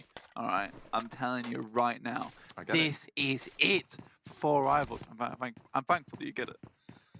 I think that Tarzan would get this as well, wouldn't he? Maybe. Maybe he's in his theatre now and again. He does do that. I've heard that he does that. Yeah. It's very dramatic. Well, I wouldn't say Tarzan's dramatic. I think you're pushing it there. No, I would say that. Look, I would say that Nick McGallick's. Don't tell me Stop what it. my headcanon is. I've already stop it right now. I've already written the story, and I am the main character. All right, fine. But you can't be, because Nick McGalaxy, currently, they have the most multicolored haircut going, and they are obviously the main character. And like I was saying, talking of dramaticism, I think that their point scoring today has been dramatic, in terms of an increase as well. 4 rivals. No, stop. Please. Live, God damn you. You're just giving them CPR from up on high, right? Like, Yeah, the map basically. feed just trying to pump the blood around their systems manually. Seems to be working. They're still going. Yeah, I'm sitting at Olympus, giving them hope for glory. That's true. That's the intention. That's what happened. That's what happened. The Infinity, God, he's in a Oh. boat, but he's the only one in the boat going to ferry. Oh, this could be a genius play if he can flank 628 from the left side whilst the rest of Infinity cross. This is a new strat. It's a new strat. I love this. This is my new favorite thing. 4 rivals. Get in the bin. I don't care anymore. This is my new favorite thing. Maybe I'll come back to help 4 rivals later, but right now this is it. Maybe they're gonna die in the meantime. You know that, right? It's gonna Stop happen. it. The question No. is, do the rest of Infinity go across in separate boats in separate waterfields, or are they gonna wait for this to come They through? go to the bridge. Okay. They go to the bridge. All right. God Tunny flanks. Okay. And now they have a big problem because they're going to be open on the bridge side, because that was what they did last time. They were so open there. Unfortunately, 628 are now leaving. They are. But God Tunny's in position regardless. That's true. It would have been great. It would have been phenomenal. This is so bad. It's not fun. It's not fun, is it? Oh, ooh, a little bit of retribution though. Yu Yang spots Senke in the field. Likely going to claim that flush as well, but Marshall. Oh no, Marshall. He's got cover as well. Very difficult to move around now. Jeff actually pushing forwards to look for this res. Spray dowsing. Yu Yang just gets sat down. Goodness me, what a shot from the K9. At range as well. Mini 14 towards El Chapo, trying to stop this res onto Senke. And the rest of 628. Really kind of struggling at this point. I mean, Sunan, sure, Daoshi on that hillside. The rest of Cryptics just don't want the rest of this fight. No, and now you got the Infinity, who is going to come in from that southwest side and most likely crunch you, like I crunched some crisps yesterday, loudly. What? And I will also demolish. I demolished those crisps for context, all right? And that's what's going to happen to 628. What? It was a big bag as well. Okay, Oh, yeah? For context. How much of it was air? Was it an airy bag? No. When I opened that thing, like the crisps were staring at me straight They away. jumped at you, right? Like right out the top. They were like, Leapt. Okay. It's quite a task. I'm proud of you, man. There is a literal a literal death squad on the way in the form of the Infinity. Powered by crisps.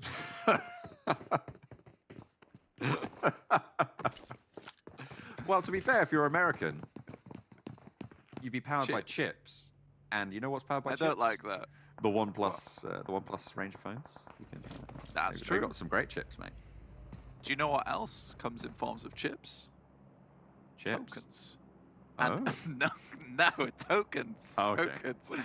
If you're watching in the esports center or on your phone, on your mobile, you can head over towards that esports tab and earn yourself some PMGC tokens, which you can then use to put towards some fancy loot, some rewards. And you might look better than God Tunny when he gets knocked and eliminated in game. But yeah, go to the esports tab, get your watch on PMGC, grab those PMGC tokens and spend them towards some fantastic loot in game. And, you know, we hope to see you repping it. All the information is on the in-game esports center, so make sure you head on over and check it out. The Infinity moving up from the south side now.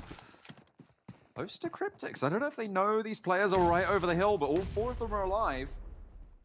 The nades start to roll down the hill now. They're locked into the fight. They'll know what's up. Infinity on 3.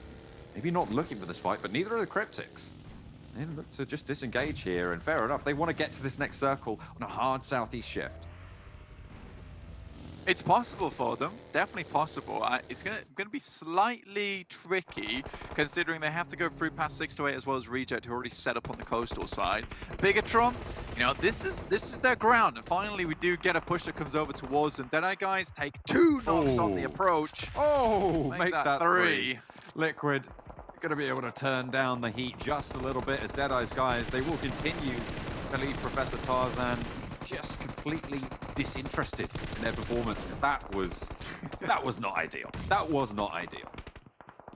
No, it was not good at all. I mean, the push-up, this is probably one of the harder buildings to actually crunch onto, considering the way that it's set up with the 2-story, with the ability to come out on the balconies. 4 Rivals are flying in. Okay, I'm back on the 4 Rivals train. These guys are the best. Friendship with Infinity is over. God Tunny died, so now I'm back. Now 4 Rivals These are my new best friends. All right, I'm ready for it. The chicken dinner is back on the cards. Ooh, you love to see it. Genesis Dogma don't love to see 2 players from Stalwart, though, running them down. Booms in the shack, runs around all the way to the back, gets flush out of danger, but right into the fire. Booms falls, and with it, Genesis Dogma. Stalwart actually in a fairly decent spot, actually, with a 2-2 split over the way. I think the only issue is the top is down. We'll need to get back up again, but 6-2-8 don't pose much of a threat off in the distance there as 2 players. 4 Rivals have all the cars in the lobby. Every single one. Wow. They are now belong to them. That's quite impressive, actually. I am impressed. The Infinity moving towards Reject's position. One of them got knocked on the back there now. Just Newsy standing. Not just Newsy, sorry. Has a teammate in Mela. Trying to push into Reject's building. Newsy falls and Mela struggles to get past the knelt form of Newsy. In the meantime, Cooking Hat and Nade wants to try and pop one in towards Ragey, but really unlikely to work out there. One out the window for Ragey. Mela should be able to see that. The smokes are there. Newsy getting rezzed. I mean, this outpost outshack is a little bit awkward to deal with. Nice Molotov, though, to block the entrance to it, but hello, goodbye. Oh, that was on the nail. Perfect nade there for Ragey. Gets the re-knock, gets the kill. Excellent stuff coming through. Reject hold 4 alive, southwest side. This is a good position to be in for Reject. I mean, like, they haven't taken many casualties either with this one. 4 Rivals, oh my lord, through the cracks. You could barely fit a bit of sunlight through there, but top hits a mini 40 bullet for it too easy. It's a whistler. 4 Rivals, though, it's a real whistler. I think for 4 Rivals, though, they are in a very, very difficult position to play, to be honest with you. Like, getting out of this one, you know, it's going to become... I don't know. I don't know how they get out, basically. They have to hope the circle comes to them. I feel like when people are at range, it's okay. When people are close by, it becomes much more dangerous to be where 4 Rivals Nade territory, right? Exactly. I think now is the time for 4 Rivals basically to post up in vehicles and hit Reject's compound. Because in this position, they're not getting that chicken dinner. And I need them to get the chicken dinner. Okay. You do. That's right. I need them to restore my faith in them. FaZe, on the other hand, need to have some faith right now, praying to God that they don't take any more shots from MSC. Really wouldn't be the most fortunate of outcomes for them. MSC already with 1 defeat on the boards, and they're looking for more damage pouring in towards FaZe. They are really having a bad time of it. Rico Infinity Team have the back as well. Yeah, they were just caught there. Nothing really to do. FaZe down with just the 1 elim. 6 elims already found. Those defeat, I mean, they can pass for full rivals, but as you say, they're in that vehicle divot. They are going to have to leave, most likely, although the circle does go towards them. Yeah, I mean, this circle, I hit a little bit earlier. I do think that taking Reject's compound would be ideal. It's a question, how do you get over there? And I think really you need to create a smoke train. I don't know how many smokes 4 rivals currently have on board. They haven't taken too many fights since the one with Nova. Sarah is focused on the Xaviers. They come in though, which is good for 4 rivals. There we go. Shots from Reject though, pouring out still towards 4 rivals. It's Reject trying to hold out. It's third party time now, 4 rivals. Come on. Get over there.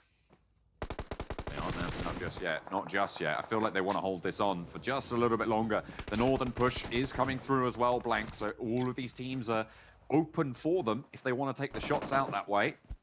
They continue their fight on the longhouse. It's not going well. Reject are, again, rebuffing them. Lamborghini, that's not where the nades are supposed to go. That's unfortunate. The Xavier suffering. Rico Infinity Team pushing in towards MS Chonburi. I'm just seeing arcs and arcs right now. I feel like I'm in the longest anime that's ever been around. We'll see what happens though. Right now, a lot of teams, like you said, just flooding over this northern side. MS Chonburi, Rico Infinity Team currently sat at 4 players still alive for them. Bigatron in a similar position, but getting closer put to 4 rivals' position will allow them to just nade through. So 4 rivals, they need to be really present here right now, taking shots, making sure people can't get close, get some casualties through. Pebombera will find 628, one of the players there, Sunan in position. I feel like 4 rivals are just letting other teams try and take this God compound. Oh my god, Rico Infinity Team crunching down with MS Chonburi. And you've got as well Bigatron across the way, starting to move in towards this fight as it's MS Chonburi to fall, but you have to wonder how close behind a Rico Infinity Team, right? They've got to still move south. The circle shifts to Reject yet again, Blank, and this compound is just doing so well for them. Yeah, get out of this awful area, basically. I think that, yeah, okay, we're starting to make a move. 4 rivals, saved by the smokes, but the question, how many smokes they have left? 6. Solwa is actually in a really, really strong position on this eastern side. They've got a lot of cover to play around with, and with this split they have, they're probably one of the big contenders in this current little circle for the victory. I mean, Reject have been doing great, but they can only take so many pushes onto their building. 3 in the vehicle, going to reposition. They have the ridgeline cover, so I don't mind this too much. They really want this high ground. They were trying to clear up Bigatron so that they could move up and again just take that down shot towards 4 rivals. Excellent headshot coming through from Rico Infinity Team for Dan. Niels Ragey. Bigatron move forwards. 4 rivals with the nades in a nice place, but Liquid doesn't go down to it. Not just yet. Hello? All right, they're in. Reject's taking 1 knot. It's actually a perfect time for Rico Infinity to get in here. I love that 4 rivals have been so close the entire time, but it's Rico Infinity Team, teams like D Xavier, all trying to take this one. But right now, 4 rivals are taking a fight with Bigatron. There is still a potential chance that this moves away from the compound, and this could be a genius galactic brain play coming through from 4 rivals that I'm just not I'm unaware of. Fidan doesn't quite get the nade through the window there. Ragey did get rezzed. Now it's 2 of them on this compound. 4 rivals suffering as Stalwart again maintain that pressure over their direction as Bigatron trying to fight through them as well. Appy getting knocked, but has a bit of cover there. Bigatron, they're getting peppered down by Stalwart as well, as the struggle is going to be real for them. Zuxi last standing out. Don't think he's going to get too much further. Yeah, most likely not. I think the only thing that really 4 Rivals have going for them is that they have the circle, and 628 still have to move across open ground to get in. But taking another knock there is disastrous. And realistically now 4 Rivals have to fight as 3. They can't afford to take time to pull up another player. But Action, once again, doing what his namesake says.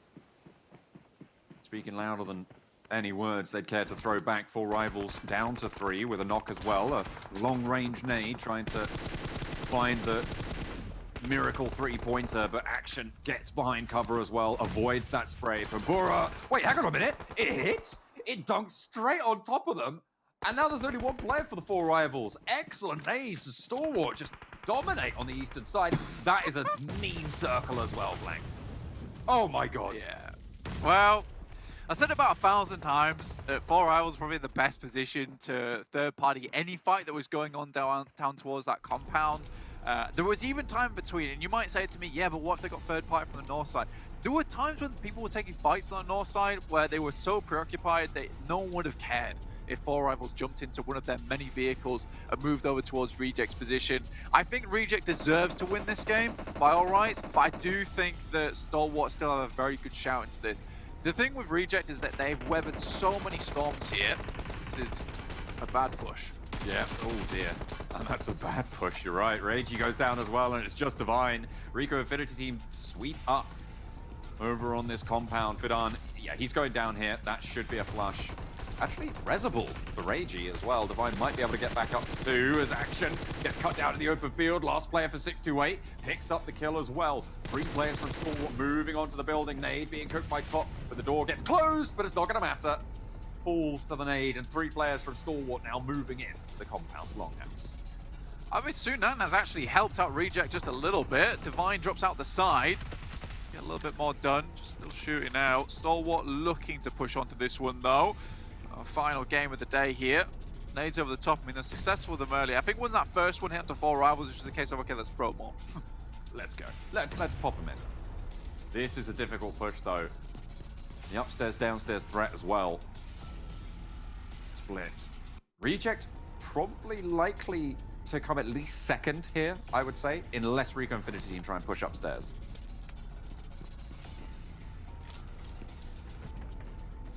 It's a difficult way to play this one out, John. I think Reject definitely have a chance to make this work in a 2v3 with Rico Infinity team also being in this. I think the main question for me is what that next circle looks like, because depending on which building it hits, it's either a Reject very scrappy win or it's a Stalwart just dominant win. Because if this is actually a good circle. This is a good circle for both teams, and it gives opportunity for both. But I do think it favors Stalwart just a little bit more with their man advantage. Let's position on the next circle. Difficult. Look at that. Smoke's already been dropped out by Reject. Team. They've been behind this building for so long. I mean, this crash really worked out well for them playing. Yeah, I like this though. They've got the 4-man team squad in terms of Reject X Rico Infinity team at the moment. We're doubling up at the moment. Another smoke out the window. Buying a little bit of cover. Prestigo's adding a couple to his own. Goodness me. It's actually getting very smoky. It's interesting because Reject are actually smoking out the breakout for Rico Infinity team as well. I mean, Stalwart should know that. Yeah. I'm not. This is good though from Reject. I mean, they're molotoving the smoke to make it very hard for Rico Infinity to push out. Stalwart just pushing them in. This has just been a masterclass on utility in the final moments of the game. Stalwart have pushed in. Ragey finds one of them. Oh, there he goes. He's going to fall top, managing to get the shot. Now it's just one player, Divine. He knows where these players are, but I don't think he has any nades left. Is there a corner of this building still in for Divine? I don't think there is. I think he's going to be waiting for the shots. He gets shut down over the top, looking for the point as well. Managed to get it, but can't get out. The zone will fall, but in the meantime, Stalwart crunch on in from the eastern side. They oversaw the position for 4 Rivals, and they will push into the compound. Lickety split. It's Stalwart back on top. I mean, that was a very, very good game from Stalwart, and they looked like probably one of the most well put together teams on the map in that point in time. It looked like they were coming into basically a cat fight, and they were like, let's break this up now, because it was very clinical the way they approached that final circle. Though, I think Four Rivals are really disappointing me there, honestly. I'm sorry to say it, but there are some very, very good reasons behind it, though, because they start off that game strong. They have momentum behind them. Sometimes you just need that first squad wipe to make you feel a little bit better about yourself, which Four Rivals obviously did. Get themselves into another position, and then just don't go anywhere or do anything with it. Surely you know that is one of the worst spots in the circle towards the end game, because it is so nadeable. Once you get into nade range, like it is curtains for you, because they just drop onto that position, drop into the shack. And for the other teams, it's just kind of like playing basketball, but one of those little kiddie basketball nets where it's like just in your bedroom against your door. It's easy 3-pointers there.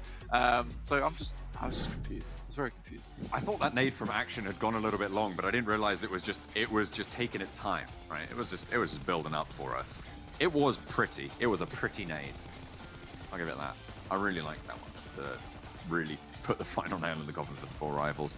Plenty of crashes, plenty of movement from some team and not from others, but Infinity, the first team to go down to the reject push. I mean, look, let's put it this way. Rejects rebuffed about probably like 4 or 5 teams on those pushes and maintained a pretty high member count in terms of their team. So I think that Reject did a fantastic job in the position they were given. It's like sometimes you're gifted a very strong spot within the circle, and then you're just expected to win, or we might think to ourselves that like, oh, that's just a winning spot. For Reject, it really wasn't that case. It was a case of people were rocking up onto it, they had to hold it, and they did so versus a lot of teams. And like I said, it's a masterclass in utility and a masterclass in holding a compound down. Really, really well done. Yeah, 9 kills came through from Reject on that hold. Very, very good stuff. But it was 11 eliminations coming through for Stalwart for the chicken dinner. Let's head back over to the desk for the final time of the day.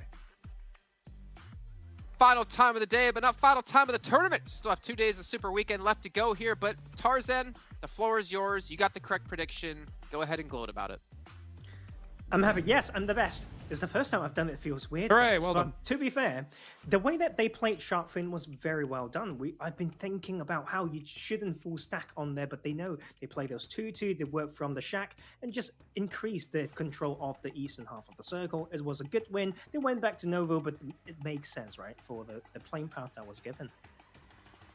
Indeed. I know we're watching that match actually at the very end, Clarus. You were very vocal about, I think it was Divine from Reject, playing inside the second story of the building. Yeah. The blue zone closed it on him. I mean, you did get one confirmed though, at least, but you thought he could have played that situation a little bit differently? I mean, if it's me, I'm thinking, maybe I vault out, maybe I try and just play for a little bit of a cover on where the, I think it was the small container is in front of him. But I mean, it is a minor thing, I suppose. Like, he knows that for the most part, he's probably going to get eliminated as he goes out there anyway, considering that Rico Infinity had made a really nice move up on that western side. And then overall, ST had full control over any crossings that would go on there. So, yeah, I would have vaulted out. But, yeah, I can understand also kind of why he didn't. Yeah, it was a very tough match there. I mean, you saw 4 Rivals as well. I mean, I don't even know what you want to call that, but explosions going off left and right behind their wall of buggies, and eventually didn't make it that much farther, but still 14 points. And again, for the only team to be in like the top, I want to say like 10 with 0 chicken dinners, they're still put on a really good performance, being about 3rd overall in points. I think maybe Stalwart has surpassed them with this last victory. But as we move on to the second page, taking a look, Infinity, my choice not working out, but you know what? That's okay. I got a victory today. Name of Galaxy 2 points. Dime 1. Again, you talked about Dime at the start of the day, Clarus, but they still have yet to really come into their own, I feel like. And with each passing match, I feel like their hopes of qualifying are falling further and further out of their hands. Yeah, it's been middling for the day as a whole, right? I mean, they have got themselves actually some decent placement points overall, but when it comes to eliminations, 6 eliminations, I think it is in total across the day, that's still not good enough, regardless of how many placement points you get, unless you're getting constantly second. So they still need a little bit more than this, but I'm still hopeful. Still thumbs up, still hopeful. Yeah. I mean, what about you, Tarzan? Do you have like similar thoughts about Dem 1? Yeah, I think so. I think the attempts that they had, I mean, like, Yes, for sure, a bit more hesitant. I mean, they for sure have stopped the way that they were growing a little bit, but it's just 1 day of extra data. I still feel like they are doing the right things. It's just about making it more efficient. I mean, if you just want to compare teams around the bottom, like Deadeye's guys doing a lot worse. I'm sorry, but it's just so hard to even remember the time that they pulled off a decent fight or very, very good rotation. I mean, Deadeye's guys, they were 16 plays at the start when they qualified into the first Super Weekend over Bigatron by 1 point. But really quickly, top here, 5 limbs, 967 damage. And Kalaris did say that we would all agree that if Stalwart come out top on the finals, we're all going to dye our hair. You know, like I thought this was your idea. And that we were all going to do. That you agreed on. You said, I just don't know how, I mean, yeah, I do. I just don't know how well it'd go with the ginger beard. I mean, you're talking to the person that had pink hair and white hair for the past year and a half. Meanwhile, you've never dyed your hair in this time period. Not so I true. don't think you're daring the right person here compared to you. What do you think about that?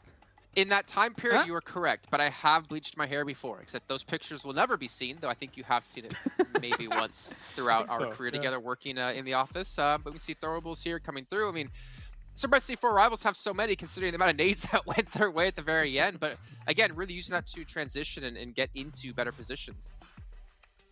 I feel like it stings me to say this, but I'd like to talk about cars and how they're parked and stuff. And to be fair, I think 4 Rivals could have had a very different result if they just parked their cars well behind the shack and just keep 1 or 2 alive. And I think that is where they lack a little bit. When they've got these positions, they need to know how to keep teams at bay and think about what it could mean for themselves if they ever need to rotate away. I mean, overall, it's not been a bad day for them, right? But as you say, like, we were calling that they were going to get absolutely bombarded about 12 minutes before it actually went down. Like, it's so difficult to hold on to that position when you're as clumped up as you are. I mean, if you arrive there a little later or maybe have a 2-2 split across another location, maybe you can make something happen. But where they were, it was almost assured destruction. We'll look at the leaderboards here. It is getting a little bit worrying for Cryptics. Only 13 points on the day, though it wasn't enough to pass TJB, but looking down below them, FaZe, 35 points on the day. Bigatron, 28 points. Deadeye's guys, 21. Damwon, 32. Xavier, 23. At this current pace that's going, again, I haven't calculated this out properly. I feel like Cryptics, if they don't step up and have at least a couple of decent games in these next 2 days, they could be knocked out of top 16.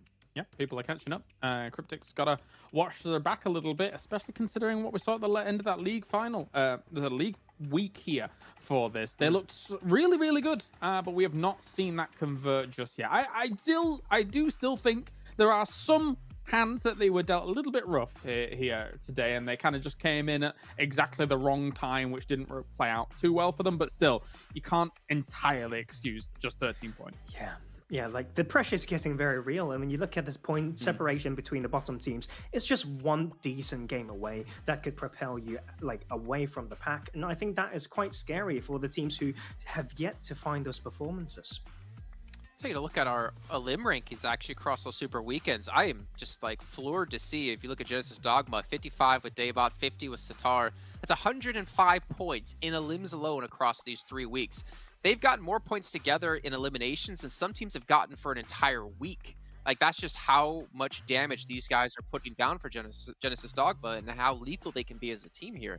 I know you've been a big proponent of them as well, Tarzan. The thing is, we have to be harsh, I feel like, from time to time. Like, with them, if you just draw graphs and curves when it comes to how they've done through the days, today is one of the worst days that they've played since we found the new love for this team. There's something that's not quite working. The controlling of pockets a little bit half-hearted, and they just don't know how to cut their losses. You can say like the circle's been hard on them, but there were certain things that were not going as smoothly as before.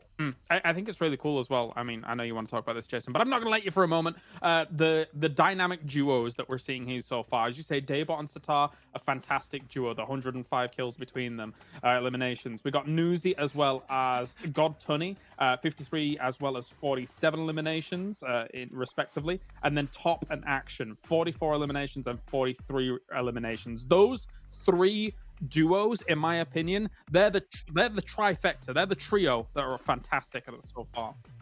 Yeah, they have been, and then it's just Paraboy. Does it need a duo? The order has definitely been stepping up. I remember the treasure box is still going on. You can see it's going to end on the 21st for the first box. If you guys are watching the Esports Center, watching here on YouTube, you can earn points to get them unlocked for permanent items. But also remember, down below the stream here on YouTube, you can click the rewards button, get extra tokens, and then go into the 22nd of December till the 10th of January, we have our second box coming for you with different rewards and also some additional rewards on top of that. So make sure you guys are watching as much as possible, clicking that rewards button as often as possible. Just remember, don't spam it because I don't think you get points every single time you click it. But here's a quick little recap of what all went down today. So we got to see some life back in Nova, but Nick with Galaxy taking them to chicken dinners. And it feels like it's not very often we ever see a day where Infinity or Stalwart aren't on this page. Yeah, I think it's been kind of oppressive today, right, Tarzan? I think, like, when we've watched the winners come in, it's been really a case of the rich get richer. Like, these top teams are really not giving much room to some of the teams towards the bottom, and I think they've really got to step it up at the bottom. That's the way they have to play. Keep scaring people away, like adding pressure without, even being seen.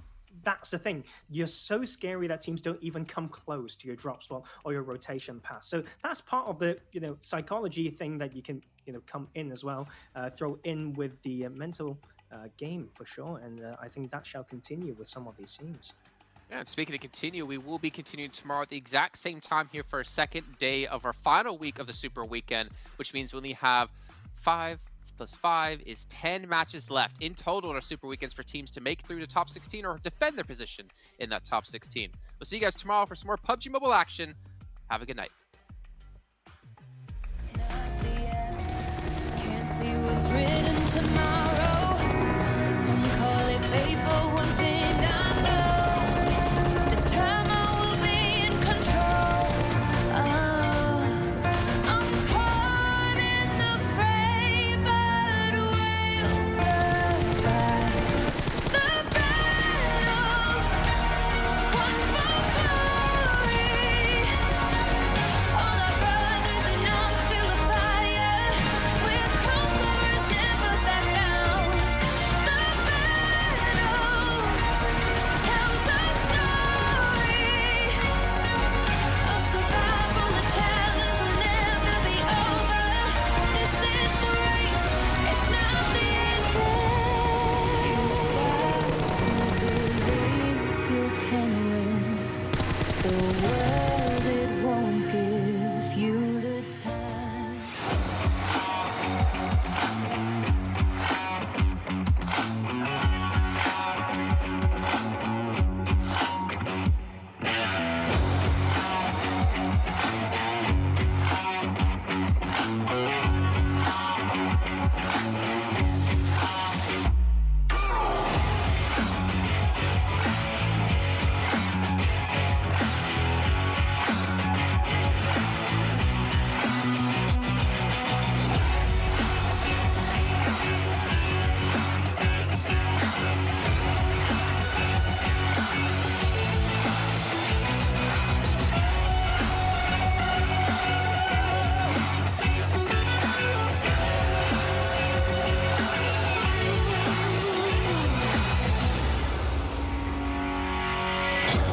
Thank you.